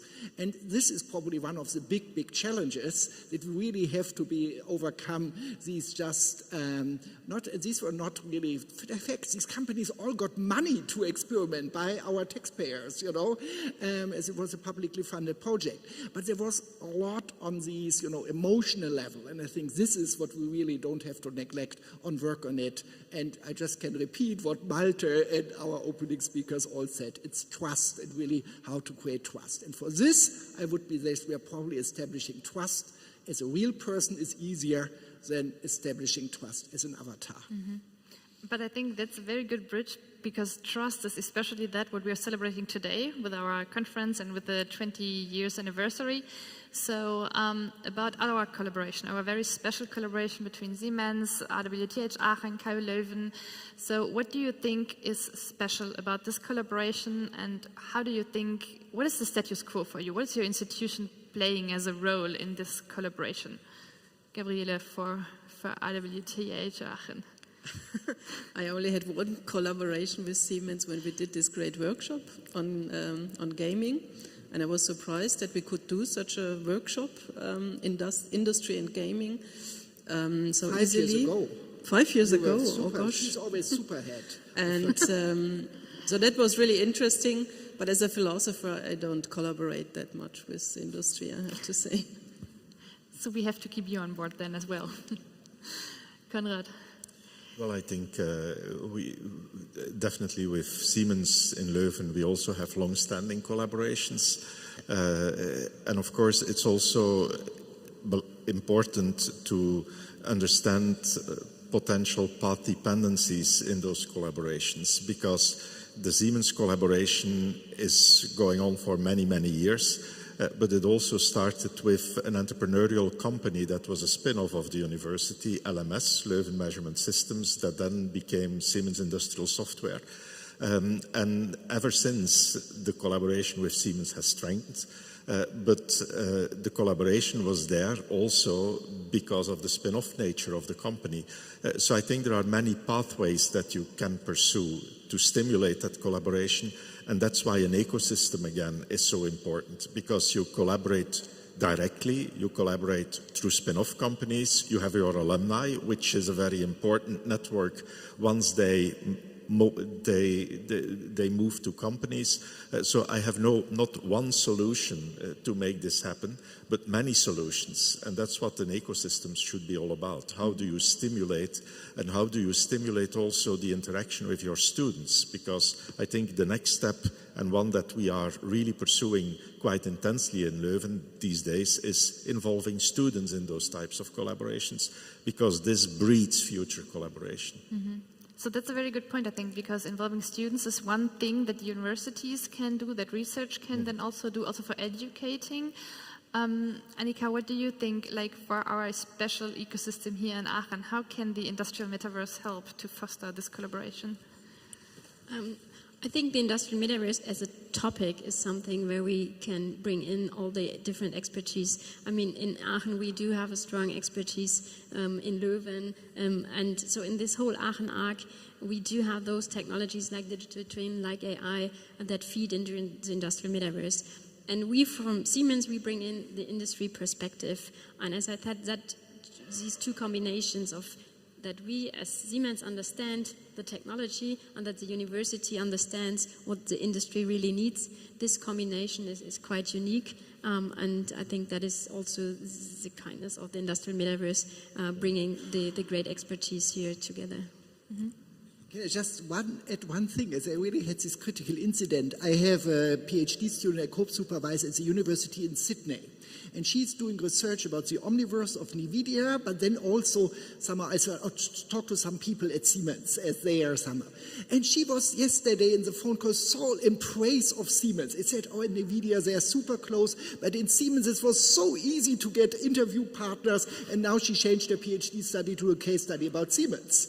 And and I think this is probably, Günther, what you also experience, that if you talk to Siemens, they are really an open-minded company, and not just with close friends like Dieter Wegner, who was always around here in Aachen, but also with others. And so I just want to really give this back to the Siemens people here. Keep on this mentality. It's totally different to many other companies, and somehow I think part of what we are doing here also in practicing with this format. Yeah, I think that's a very nice example, and that's also some kind of the end of my questions to you, because when we're talking about the ecosystem, we are not talking about the triple helix, but we kind of leave out in this discussion also civil society in these ecosystems. So how do you think, if we want to enlarge our ecosystem and really say, okay, we want to have everybody included, how can we then also transport our ideas that we have? How can we transport our research and innovation ecosystem, not only throughout us and our institutions, but also to civil society, to the people? What do you think? What can we do? Well, I mean, as we focus on the industrial metaverse, of course, we do focus on industry. And therefore the question is, for the industrial metaverse, do we really need this? I mean, yes, we do need the government, but I don't think that we really need everyone participating in the industrial metaverse. Might be different for metaverse applications. So therefore I think we need to create a strong industrial metaverse that shows the value of it. And with this you can then convince the government also to invest, to create the infrastructure and so on and so forth. So proving that this is something that helps the industry in Germany, I think that is important. Gabriele, what do you think from your perspective? I think that I was just, so when you gave the keynote, I think one claim was very important: complexity. So the metaverse, I think, has the chance to give people so citizens, from citizens to stakeholders to NGOs, access to complex processes and systems. And I think this is a benefit, because when you ask how can democratization and these things, you need a purpose why you want to why you want to participate in a metaverse or in whatever. And I think one purpose is to understand better these extreme complex problems we are facing, also in regard to sustainability and all these changes and transformation. It's always how to communicate it, and maybe the metaverse can be a very good way here. Okay, thank you. So when preparing for this panel discussion, I kind of collected some statements from history. And for example, there was Gottfried Wilhelm Daimler, we all know him. He said the worldwide demand for motor vehicles will not exceed 1 million, if only a lack of available chauffeurs. And Handelsblatt recently said the hype around the metaverse will lead to billions of euros being spent on nonsense. I think our panel discussion made clear that there is a different view on that there is a future that we can create with the metaverse, and especially with the industrial metaverse. So summing up what you already said, it's about collaboration, it's about shared values, it's about democracy, but also about sustainability. Thinking about the future of our collaboration now, I want to do a little role play with you for how can we go into the future of our Aachen collaboration, and I want you to take different perspectives. I want Frank to go to the Ministry of Education and Research in Berlin and to ask them for funding, for support for our Aachen Siemens ecosystem. What would you tell them to help us with? Well, the one thing could be, of course, really improve the digital infrastructure here. This was mentioned. But I would say lead by example. Really replace your totally complicated bureaucracy in this funding infrastructure with a very cool metaverse application. So I think, and there's actually this term of innovative procurement, that the public sector should step ahead of industry and society in fostering new technologies, and I actually see a huge opportunity for innovative procurement here. So they should be the users and or the creators of this, and we become the users. But I don't know, probably I will retire before. I think you have to go back happens. and back again, yes. So Gabriele, if you're going to our mayor of Aachen, to Sibylle Keupen, what would you tell her to help us with for our collaboration? The mayor of Aachen? Mm-hmm. Okay. I would say this is a very good collaboration, and because it gives citizens access to complicated processes, but also to until up to now closed processes. It gives you the, because there is this big trend in participation, so it gives you a new possibility to open up industry and to open up research, and also in this collaboration to get insights into new fields. Okay. Koenraad, you already talked about teaching. So when you're going back to your students and tell them what are the 3 key issues or key points that make our collaboration work, what would you tell them? Well, I think first of all, collaboration makes design much more effective. So I think that for engineering students, definitely for engineering students, that's an important one. Second, I also think that because of the collaboration you get through the tools like the Metaverse, you can also stimulate creativity amongst your students. So you really need to make them aware of this potential. And third, they need to understand how you build it. They need to understand what we call complementary assets are, both from a component perspective, but also from an interaction perspective, the combinatorial dimension Frank was referring to. So I think you would tell your students, look, as part of your engineering education, it's extremely important because it's the design of the future. Mm-hmm. Okay. And now, Annika, you're going to your CEO and ask him for support and even to support us in our industrial metaverse collaboration here in Aachen. What would you ask for? Well, actually, it's no fiction. So one of my job is to understand what are the technology trends in the future. So 2 years ago, actually, we said the industrial metaverse is so important for Siemens. We have to discuss this with the CEO and actually with the whole management board.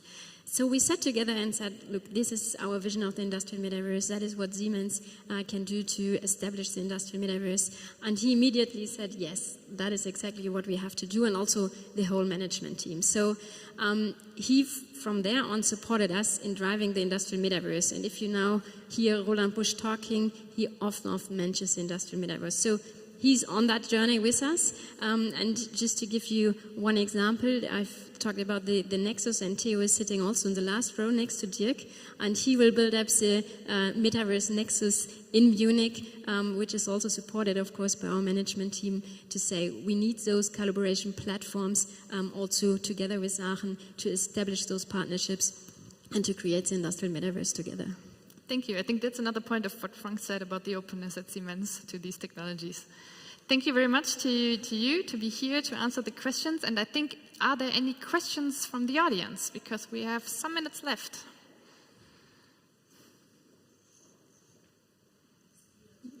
Do you have a microphone? Yeah.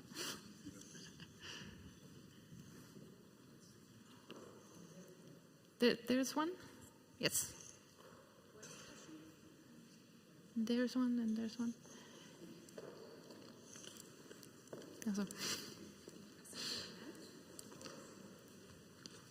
Thank you very much for this presentation and also for the quite great panel discussion.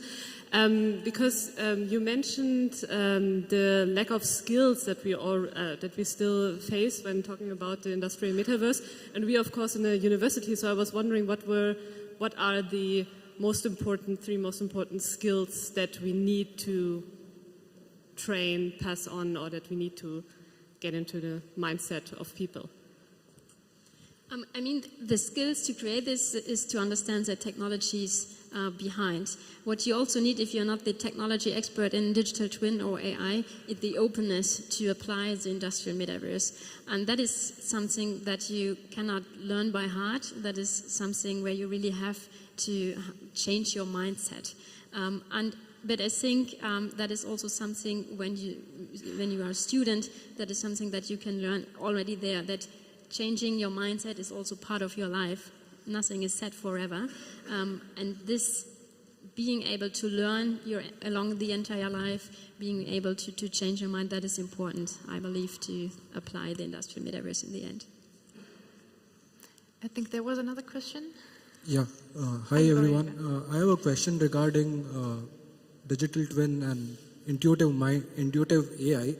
So I've seen a lot of advancements happening in terms of intuitive AI, where the software itself is trying to mimic nature, for instance, and it's able to generate products. How do you feel that such kind of technological advancements would affect, for instance, automotive industry or something like that? So when I say intuitive AI, I'm talking about mimicking biology, for instance, copying plant cells, the movement of the cells inside a plant, and then trying to come up with products that basically take up shapes based on how these structures have been formed using biology and physics. I think I have to ask some Siemens expert in the audience to answer this rather technical question. So, but as a BWL professor, you can answer everything. So no,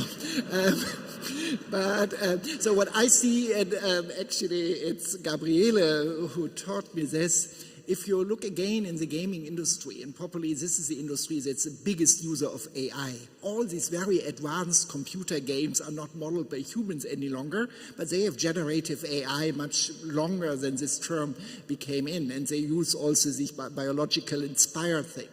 They also have, in a game engine, they have these algorithms that if we are in the industrial world, we would say, oh, we spy on our workers, and the work council will come as we use human digital twins. But of course, in games, they have a human digital twin of every gamer, and they call it user empowerment, and really make it more exciting to play this game. And the algorithm is adopting individually, for each individual gamer. So I think that's actually one industry I had no on the radar. I'm not a gamer, but thanks to the philosopher, I really learned as an example that perhaps this is already happening. And for the technical aspects, I now really have to ask someone else. And I would like to give another example here. You have companies that are involved in robot surgery.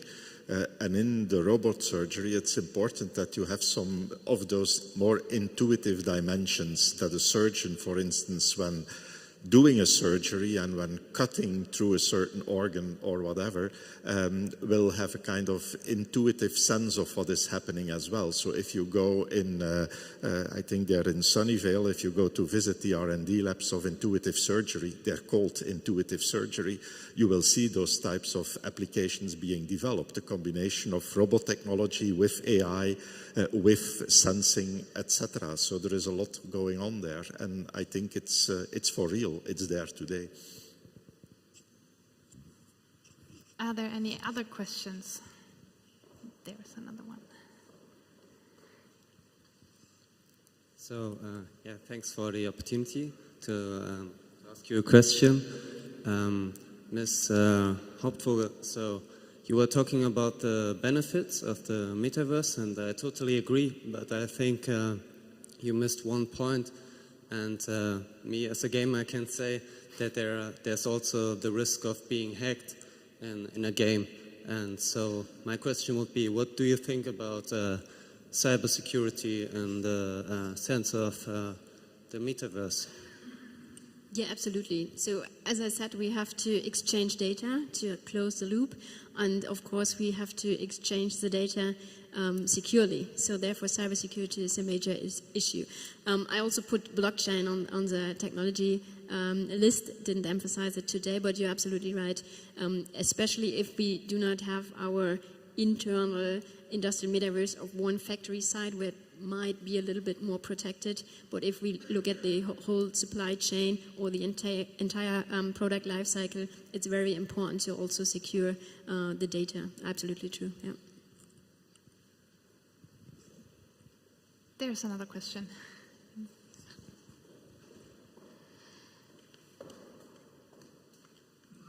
Thank you, and thanks for the nice panel discussion and also for the keynote in front.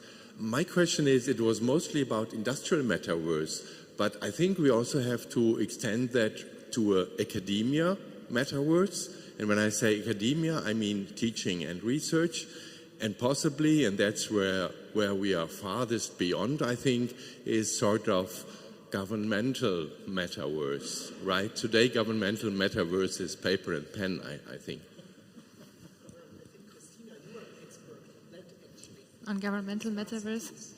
Yeah, yeah. I mean, clearly, smart cities is one of my research focus. So, yeah, we have to go a long way, and there's also where the civil society is coming in again, because I think when we're talking about, for example, the governmental or smart city metaverse and applications, it's kind of what you already also showed us with the city of Siemens you're building, Siemens Village. What was it called? Siemensstadt. But yeah, I think there is also like the participation part plays a major role. So when we have to then enlarge the industrial metaverse to the city applications or the governmental applications, then we really have to enable the people to be part of it and to tell them that they don't have to wear the glasses 8 hours and that they don't have to face serious barriers of entry. But I also give it up to you. Do you want to answer something, to add something? Well, what we actually do is we have also our labs, of course. I mean, as Siemens Technology, we do research as well. And we also have a digital twin of our labs. So that was also during COVID times, that the people, they were not allowed to go to the labs, but still they wanted to do their research. And so that is also possible today and already applied, at least as I could say it, for Siemens. And of course this opens up new opportunities, because it's not only to help those people who are now sitting in their flats in Munich to still work in their lab, but also to bring the experts from around the globe in this lab. And it's also better to have the experts together, at least virtually, and that speeds up the innovation process. And I think there's also the teaching metaverse then coming into place, because teaching and education, it's not only about in the companies, in the research institutes, but it's also about finding formats to explain it to the people and to explain to everybody that then has to participate. And if you're going to the ministry and asking them for a governmental metaverse, then yeah, of course, everybody from the smallest people to the oldest people have to be part of it, not to be left behind. So I think that's another and completely different challenge we then have to face. But perhaps, Mr. Cordes, you know that we are really ahead as Aachen. Mr. Nacken, our head of teaching in the Metaverse, just purchased, I think, 50 Quest 3 headsets to borrow by professors. So we have the infrastructure. We are probably one of the few universities that has a big-scaled VR teaching environment with the latest hardware. So I think it's just up to us professors to really utilize it. The infrastructure actually is there. There's another question there.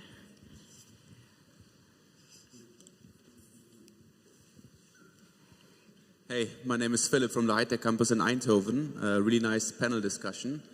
So we in the Netherlands at the High Tech Campus, just for you who don't know, it's an R&D park, so it's not a university, but it's a park of 300 companies, institutes, and we also started an initiative around the Metaverse where we collaborate, for example, with Epic Games.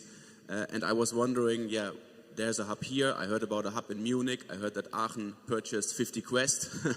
So we're looking into collaboration. So is there already a way also to collaborate with Siemens or to connect hubs in different cities or even countries? Yes. I mean, if you turn around and you see those two guys, which have been mentioned quite often today, so they are already open to collaborate in our nexus in Munich or also in Leuven and so on. So I think, and that is the beauty of being here in person today, to have those discussions on how to collaborate with the Netherlands, with Belgium, with Munich and so on. I think there was another question, right? Yeah. Last question. Oh, I'm sorry, that's the last question. Thank you so much for the panel discussion. So my question was towards, the future of Metaverse. So, I mean, for sure now, a lot stress has been given on NVIDIA Omniverse, but, too much dependence on one software. What do you see? What if, some company wants to change to another software, or, you have developed too much into it and then maybe, strategically you want to change it. So where do you see, strategically things going ahead and collaborating, going from one metaverse to the another one, let's say Epic Games or Unity, for example. So where do you see the next steps there? Yeah. Well, I'm probably the one person to answer, as I am talking since 10 years about how great NVIDIA is and never bought stock. So I wouldn't sit here any longer if I just would have stock of NVIDIA 10 years ago. So, but I think it's really because of this combinatorial innovation, all these trends that somehow move together, that it's hopefully not one big dominating platform as in the consumer platform economy. We have one Amazon, one Uber, one Airbnb, but many of these platforms with the open standards that somehow bring them together. Therefore, I actually think it's very difficult to draw a picture of the future in this, and I would just say it's about us more than with any other technologies that we really can co-create the future. It's us that can create, contribute, be in this, much more different to the others. So probably instead of asking for the future, I would tell you just start to co-create it. I think that's a very nice final statement. Thank you very, very much.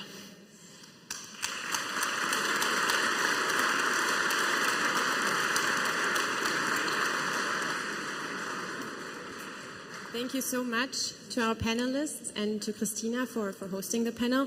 I know that there are a lot more questions. This is a very interesting topic and a very diverse topic. We do have time later during the networking to discuss more of those questions. So keep your questions in mind and you will have the opportunity to ask them later. Sorry for cutting this short, but we still have another very great panel coming up where we will look back as well as look forward, and we will look back on the 20-year collaboration that we had. And we will discuss with a very nice panel which factors are important for a successful research, development, and innovation collaboration. And I'd like to invite the head of the university relations at Siemens, Dr. Natascha Eckert, to me on the stage.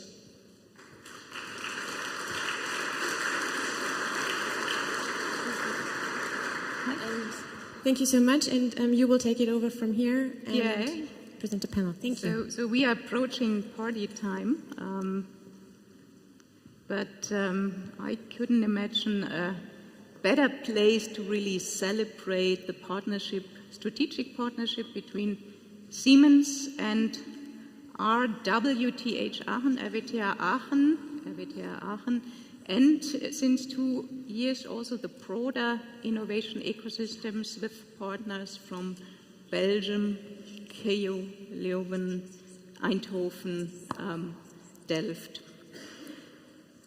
What makes research and development and innovation collaboration so successful, and what has made it so successful?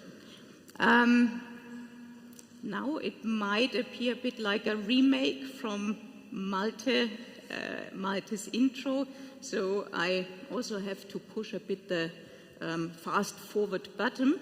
Nevertheless, I think it's good if you have partners collaborating with a very similar view on the ingredients or elements of a successful partnership.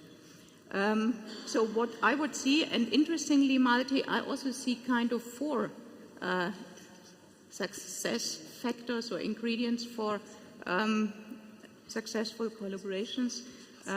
First of all, a strategic and trusted partnership. And that means that you have really kind of common goals and values.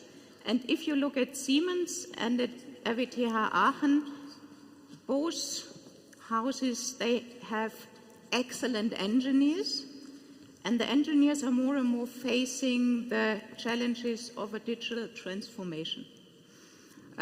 You also can say we have a very similar motto. We call it always technology with purpose. I think the RWTH slogan is knowledge, impact, network. So also a kind of common goals and values that we share. We have, and this is what you saw Annika derived on, really also a joint research and innovation roadmap and agenda. Lots of company core technology fields where we interact here with Aachen and the ecosystem. And we have a trusted partnership. Trust has been a word mentioned a couple of times. 20 years. In the meantime, the statistics tell you that the average duration of a marriage in Germany is 15 years. So we are on a very, very good track. And Malte, you were so nice and mentioned Natascha forever. And I thought, oh gosh, we are talking now about partnership and marriages. So let's see. On the other hand, being impressed by this place of celebration, I'm really worried where we might celebrate the 25th anniversary or even more anniversaries. Next ingredient for me is certainly a network of experts collaborating on eye level, and I think, Malte, you have mentioned especially this aspect of mutual benefit, also of the mutual understanding. Researchers, they tick differently than people from industry. We have requirements, we have always requirements on the budget side. Research follows more the long-term path. So this certainly is sometimes where we have different incentive schemes, but we have to understand each other, and I think we have done a pretty good job over the last 20 years. A point which is very close to my heart is this aspect of expert exchange or permeability. So we have industrial PhDs. We have also people from our side like Dieter Wegener giving lectures here. We have joint workshops. What is always my goal is to see how we can increase the permeability between the both sectors on a more senior level, and not only for sabbatical that a professor spend in industry or vice versa, but really to have a more fluent expert exchange. I think once we had Professor Armin Schnettler, who was head of the Institute of High Voltage Technology and then joined Siemens as head of research of energy and electronics. I think it was planned for 3 years, and then getting back, he stayed a bit longer with Siemens and then also with Siemens Energy now. He has its own consultancy firm, but this shows that I think we have this exchange on all the different levels. The right collaboration culture was also mentioned, and I think Siemens and RWTH and the whole ecosystem, we are not only driven by creating impactful innovation, we sometimes also set a bit the pace. And what I did in preparation for this celebration, I looked up for the former CKI conferences, we had at that time, 2010, the topic was virtual production and factory of tomorrow. I think Industry 4.0 was introduced 1 year later on the Hanover Fair, so we were pretty pioneering already the idea here. We had the Green Factory in 2011, virtual reality in 2012, business model innovation. I think, Frank, it was your year, 2013. The future is digital, 2014. So I think we were shaping innovations together with the researchers, together with all students, the PhDs. On our conferences, we had a couple of really exciting research projects also following the conferences. And last but not least, the fourth ingredient for me are the boundary spanners. If you want to really keep a partnership lively, you need people who manage this partnership with a very, very high commitment, also with a very high passion. We had excellent tandems in place, I think, representing all the tandems of the past. Sebastian and Jasmin, you are here today, and Christina, the former CKI manager, she's still moderating the conference. So that even shows that we are kind of really a big family here also. At the end of the day, success of R&D and I collaboration, the success for collaboration are always people. And therefore, I really want to thank everybody, not only those in the room, but also those who have contributed over all the 20 last years to the success of this partnership, the CKI partnership, and since 2 years now we have the Siemens Research and Innovation Ecosystem Aachen ARC, so the broader ecosystem with RWTH Aachen as lead university. I want to thank everybody. It's a great success. It always has been quite good fun, I think, and we had pretty innovative ideas as well. And that brings me now to a fantastic panel, because what is better to get really a first-hand experience from those people who have contributed or still contributing or benefiting from the partnership between Aachen, the ecosystem, and Siemens. So I want to ask 4 boys on stage, Professor Günther Schuh, Dr. Marcel Fey,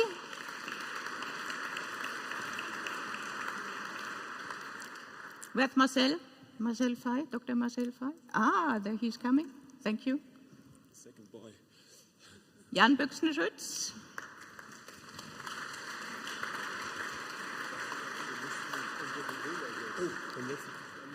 And Professor Malte Brettel. Thank you.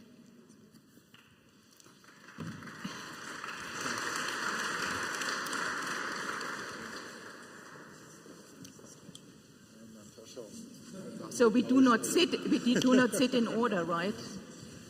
You want to sit in order, so we have to change seats. I make the order. Okay, good, thank you. Günther Schuh.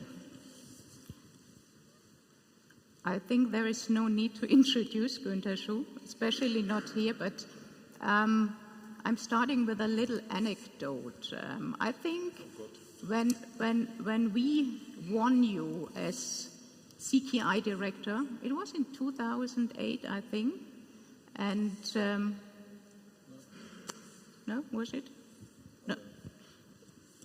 So Siegfried Ruschwum, managing board member and CTO at that time, I gave him a call and he said, so now who will become the CKI director for our partnership in Aachen? And I said, yeah, Günther Schuh. And he said, wow, Günther is really taking over this role. I said, oh gosh, I caught a really big fish at that time, and really, I think we had a very good time together with you, in this partnership. And I think Günther Schuh, he was amazingly innovative when driving this partnership.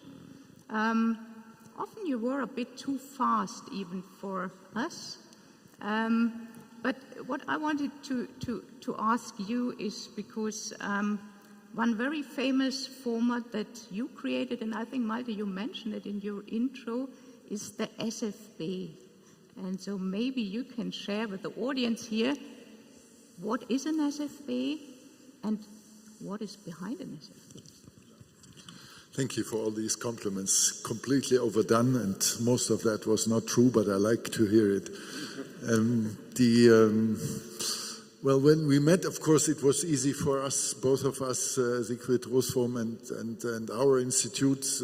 We had a long relationship. You know, we are at WZL quite proud that we were allowed, I think, among very few, if even any other university institutes, to really work in the xenomeric core code. That's what he will explain a bit later, I guess. So we knew each other and we came together. First statement was, what are we doing together actually, Siemens and RWTH? And of course we were prepared and we could count 163 projects. And you all know Siegfried Rosform, that was really a great time with him, great guy. And I said, huh? And with that volume, I think at that stage it was less than 3 million euros split over 163 projects. And this is peanuts. I don't know whether he used the word peanuts, but now we are together, you said, and you and me, we must do big things now. So, and the first thing is marketing, you know, and so the two of us, we thought, what's the name of what we can do? And so it was a very easy late night ping pong. And you know, the biggest and most prominent thing that we as researchers can gain is a Sonderforschungsbereich at DFG. And that was very close. It was an easy, so just take Sonderforschungsbereich and make it Siemens Forschungsbereich. And then a lot of this, of SFBs, of DFG SFBs came along, because I said we should take that because it has a 3 or 4 years period per project. And then you can extend it for another 3 or 4 years, and it has a couple of researchers in a group, and let's select for some topics which are big enough. And so we selected 2 of them. The nicest one was the farthest one away from me. That's very nice that my colleague, he made it happen. Actually, Rosform and I, we were just dealing about that, and he made it possible. And you might remember those days, rare earths was the topic those days, because how could Siemens ever produce engines, electrical engines, because no magnets will be possible to produce because rare earth is missing for those products. So what can we do? And that was really a great thing, because Dieter Wegener said, first of all, we have to teach your researchers how to put ideas into patents. We said, well, we know how to do patents and to write patents. Perhaps not quick enough, fast enough. And then it was, Dieter, it was your idea to say, in this project, and it was only, I think it was 4 or 5 million in 3 years. So it was not, pardon? 4.8, okay. And his goal was, let's try to achieve 30 patents with that, I would call it money, with that collaboration. And I said, 30 patents, that is even unusual for us. I mean, a typical researcher's career, even in engineering, you know, you can do both. You're an engineer and business administration guy, but even among us, that was difficult. And in the end, he all together, Siemens and our people, we achieved 36 patents in record times. That was the biggest output of patents per involved people the RWTH ever saw, far beyond we ever achieved. And you know, the great thing with Siemens and the great thing with Siegfried Russwurm at that time was we shared the idea, let's get an impact of organizing things that are relevant. And that's guiding me since then. And I think it's one of the uniquenesses we really can say that we achieved a bit of that as RWTH. We not only want to do good and rigor research, we want to be relevant. And getting all these innovative and curious Siemens people together with their real questions, with their relevant research questions, with all the talents and potential people of our research, young research. That was a combination that was really the booster. I mean, you know, the lack of the independent university research life is that you do so much research that nobody will ever care of. Nobody. And there are so great talents, they could achieve so much more if they would get close enough to a relevant problem for the society, for industry. And so that was the real booster where we all at RWTH are benefiting very much from.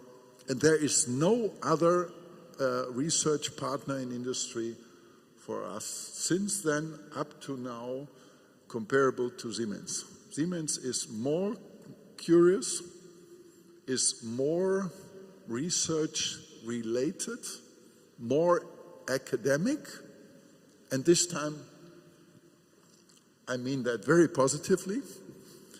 Sometimes it's a negative attribution, but academic means you're able to structure a problem.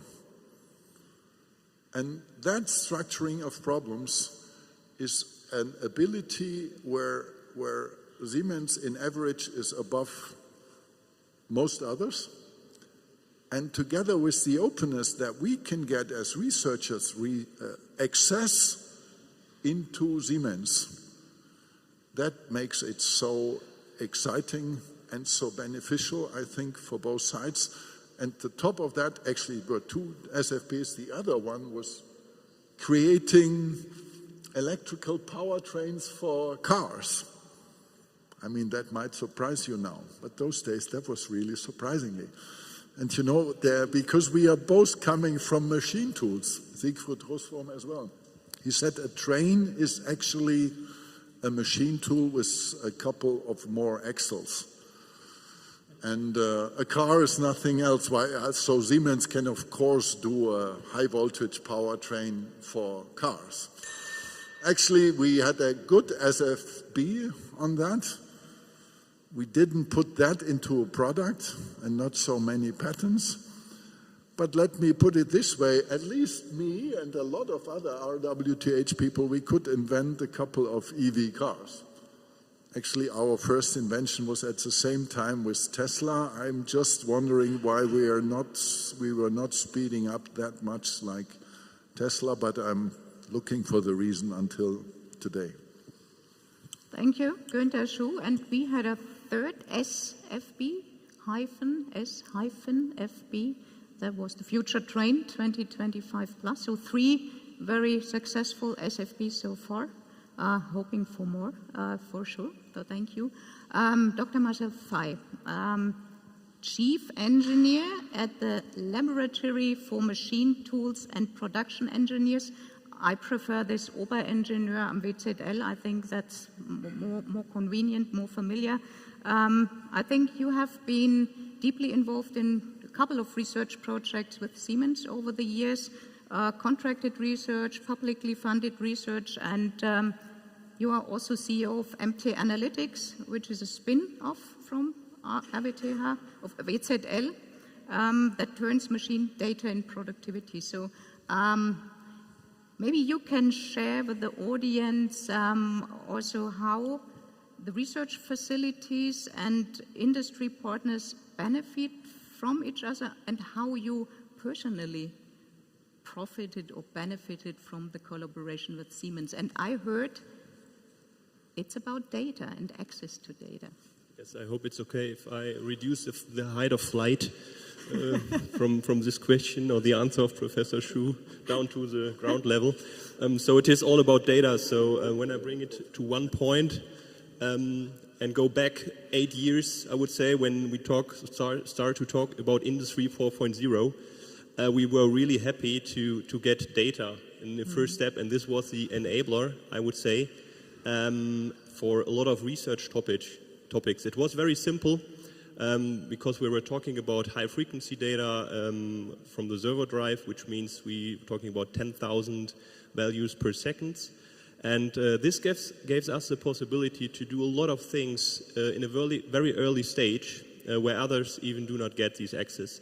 And this enables us to do the digital twin topics and virtual workpiece quality management and so on. And this was also the foundation of a lot of startups, and one is the MT Analytics.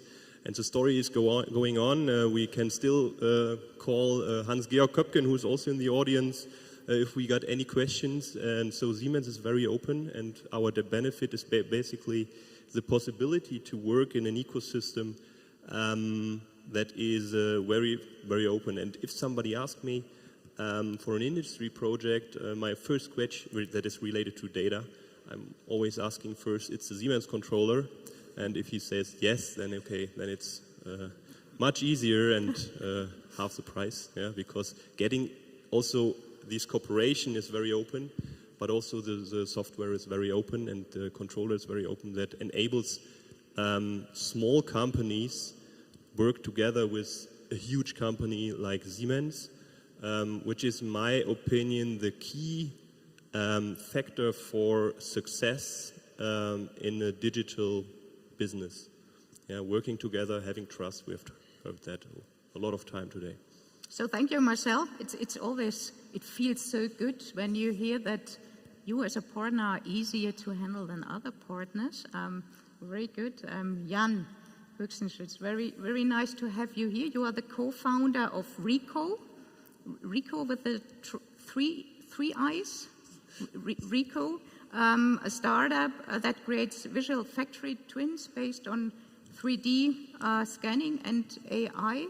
I know that RIIICO, or the collaboration between RIIICO and Siemens, is 3 years old. So you are so old as the collaboration with Siemens.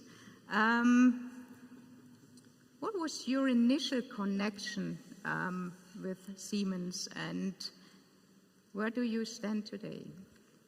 Yes, so we are most likely the youngest member out of this 20-year anniversary. We are one of the direct results of what Professor Dr. Malte Brettel did with the startup ecosystem in Aachen, and through all his programs we met Siemens through these programs. And I always say the day we signed the contract for the GmbH, in this month we started the first POC with Siemens. And in our relationship with Siemens, say RIIICO is 3 years old and our collaboration with Siemens is 3 years old. For me it's 3 components that really make this work between a young startup and a large technology company. And the first component is the Siemens employees themselves, who have this curiosity that they really have the openness to work with startups and also think, how can I put this into my business unit? And they're brave and want to really try out a proof of concept and try to make Siemens in itself better.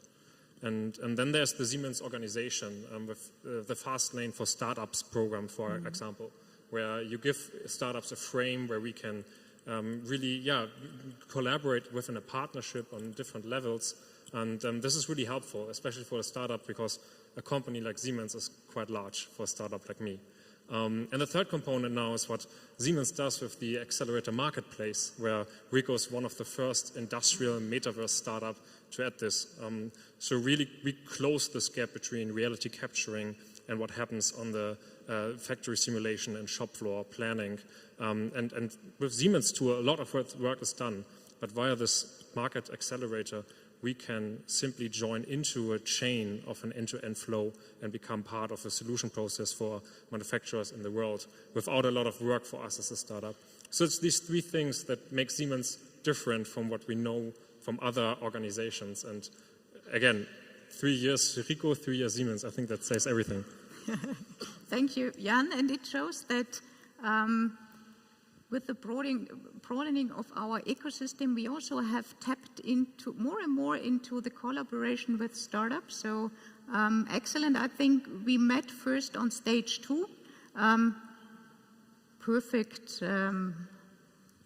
Just transfer to our last panelist, so Malte Brettel, because you are for me a bit Mr. Startup. You were CKI director, you are RIE director now for 2 years. I think we run together also the Venture Cup, which was a kind of challenge-based learning thing where Siemens also provided challenges, business challenges, and a team of really exciting students, they worked on it.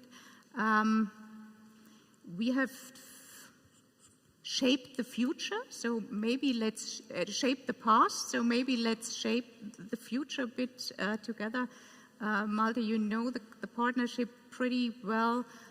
What do you think, what does it need to keep or better even to increase the partnership and expand the success of our partnership in future? I mean, we already mentioned a couple of points. However, Jan is a perfect example for, I think, the future.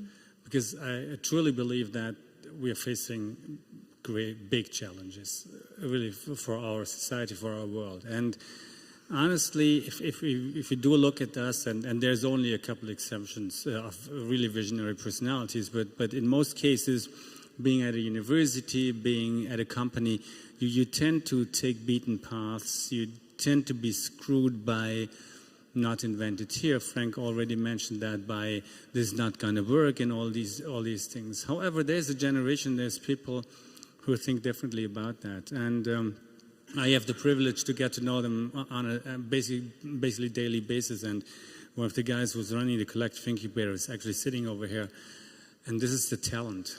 And I think the one thing we need to do is ignite talent and integrate that. And it's a common task which we have as a university, the industry, but the entire society, because the talent actually hasn't been screwed. So if we talk to them about solutions, the solutions are more radical than we can even imagine. I mean, we can also look into research. Entrepreneurial companies are more successful if the founder doesn't have industry experience. That's interesting, because industry experience makes you screwed by not invented here. It's not going to work, and all these things. So we need to ignite the talent and integrate them a lot more into building the solutions of tomorrow, working with them, having them at the table. Without any kind of hierarchy, and really let them openly have their ideas brought to us without being screwed. If we can do this, and early on, because I see that we start screwing them as a university, we teach them things. They come here with that kind of enthusiasm we can feel in a collective incubator in the early years, that they really do things we'd say, wow, why do you do this? And whenever we experience what they did, we learn something as like old people. And if I would love to add one thing, it is we need to ignite talent and we need to integrate that more into our collaborations. Thank you, Malte. Thank you, all four of you. Big applause for strong contributors to the partnership.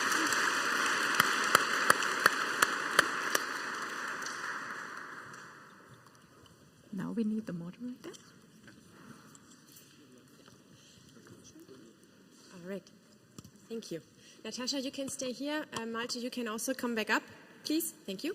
And I would also like to invite Professor Rüdiger on stage right now, because what would be a 20-year anniversary celebration without cake? And now this is a very big bonus for the people who are actually here and not in front of their screens at home, because we will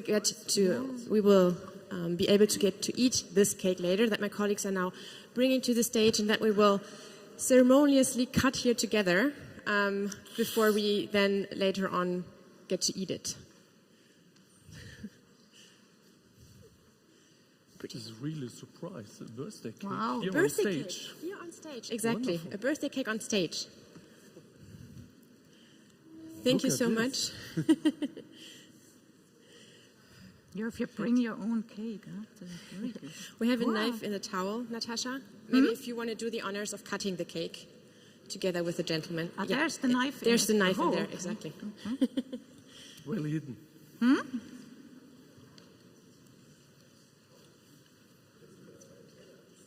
We need a three-hand.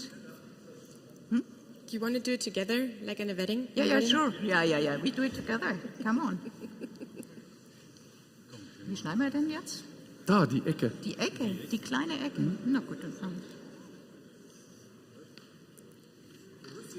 Very good. Wait a second, we have to focus to the cake and not to the camera. Demands precise schnell cut mal. here. Komm, noch eine.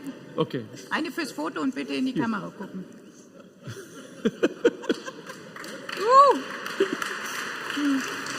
Ja. Ah ja, okay. Yeah, we are going to continue here. Es gibt für jeden ein Stück.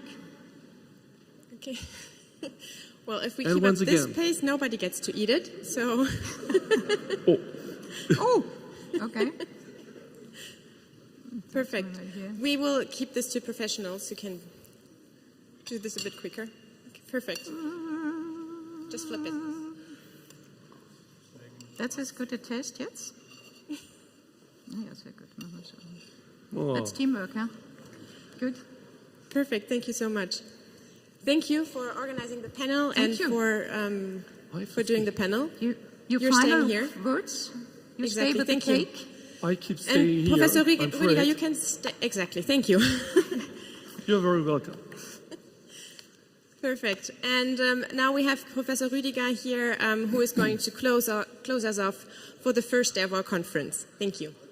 Thank you so much. So my closing remarks here are going to separate you from the birthday cake. So another 5 minutes, please. But what a wonderful room for a birthday party. A coronation hall meets a birthday party. Fine. So, dear Dr. Köthe, I'm afraid he's in the digital room or not with us at the moment. Dear Malte, dear partners, dear colleagues, researchers and students, ladies and gentlemen, 20 years strategic partnership between Siemens and RWTH Aachen. By the way, I dislike to translate RWTH to RWTH. This sounds not round. For example, the same for WZL. So it's my great pleasure to wrap up this first day of the Siemens Research and Innovation Ecosystem Aachen ARC Conference 2023 on this occasion here. And what an inspiring day it has been so far. I would like to express my sincere thanks to all speakers, partners and guests for joining and supporting this conference here at RWTH Aachen University. That is a collective of Siemens representatives, RWTH researchers, students, ecosystem partners, and KU Leuven. Especially, I would like to express my sincere thanks to Dr. Peter Köthe for being also a member of the RWTH Board of Governors, shaping the direction together with us and supporting our motto of Lernen, Forschen, Machen. I'm delighted that we also have RWTH alumni here, coming back to Aachen and joining us today, bridging research and industry. I do not weary of emphasizing the importance of strategic collaborations, the need to foster innovation together and beyond the borders, of course. And of course, this also applies to the challenge of the ongoing digital transformation. Germany and the European Union must become more technologically sovereign. We must be able to understand, develop and produce key technologies. This is how we secure prosperity and jobs and preserve also our values. AI is a topic of immense importance for our future, the future of science, engineering and society as well. Our Center for Artificial Intelligence conduct research on AI methods at the highest international level. By bundling the already existing competencies and further strengthening specific areas, synergies and created which allowed a comprehensive coverage of the entire AI spectrum. The AI Week 2023 took place in September this year and was a week full of knowledge exchange, discussions and networking. And by signing the Memorandum of Understanding between RWTH Aachen, KU Leuven and TU Eindhoven, we will join forces to strengthen AI research. It signifies a shared vision and commitment to working together within our region across 3 borders. At the heart of the European Union, we intend to make even more impactful contributions than those our 3 universities could achieve individually. In order to guarantee Europe's technological sovereignty in the field of AI, we need to address innovation-driving topics together. This goes in line with our approach of an integrated, interdisciplinary University of Technology. And this requires deeper collaboration between industry and research facilities in order to educate talents, T-shaped scientists, and develop new technologies together. Siemens has been a strategic partner for 20 years now. In 2021, we deepened our successful cooperation under the name Siemens Research and Innovation Ecosystem, RIE in short, for jointly drive innovation and launch international research projects. We expanded the platform for cross-border cooperation to include excellent regional partners. The Siemens RIE Aachen Arc thus fits perfectly within our excellent strategy, knowledge, impact and networks. We know how important interdisciplinarity and networks are when we look at issues from the perspective of different disciplines in order to obtain holistic answers to questions about global trends or megatrends and challenges. An exciting second day at KU Leuven awaits you, with workshops enabling exchange between researchers from RWTH, KU Leuven and Siemens and other industry partners. I wish all of you an inspiring day tomorrow, and let me thank the organizers and participants again for an outstanding first day. So have a great evening, a great birthday party, and enjoy the birthday cake. Thanks a lot. Thank you. Thank you so much, Professor Rüdiger, for concluding our first day of the conference. Thank you for being here today. It was my great pleasure. Is this my you can take piece it with of you. cake? Yes, perfect. Thank you. Great. Thanks. Thanks. Great. So this concludes our first day of the conference. Tomorrow we have another day packed with workshops and lab tours organized by our partners and friends at KU Leuven, which will also take place in Leuven, where we will focus on different digital twin and digitalization aspects, for example, in manufacturing, machines, or human interaction. I work at RWTH Innovation, where we connect academia and industry. And if you have any more questions about the collaboration, on how to get in touch with either the university or Siemens, you can contact us. We also have a QR code here behind me if you want to have some more information.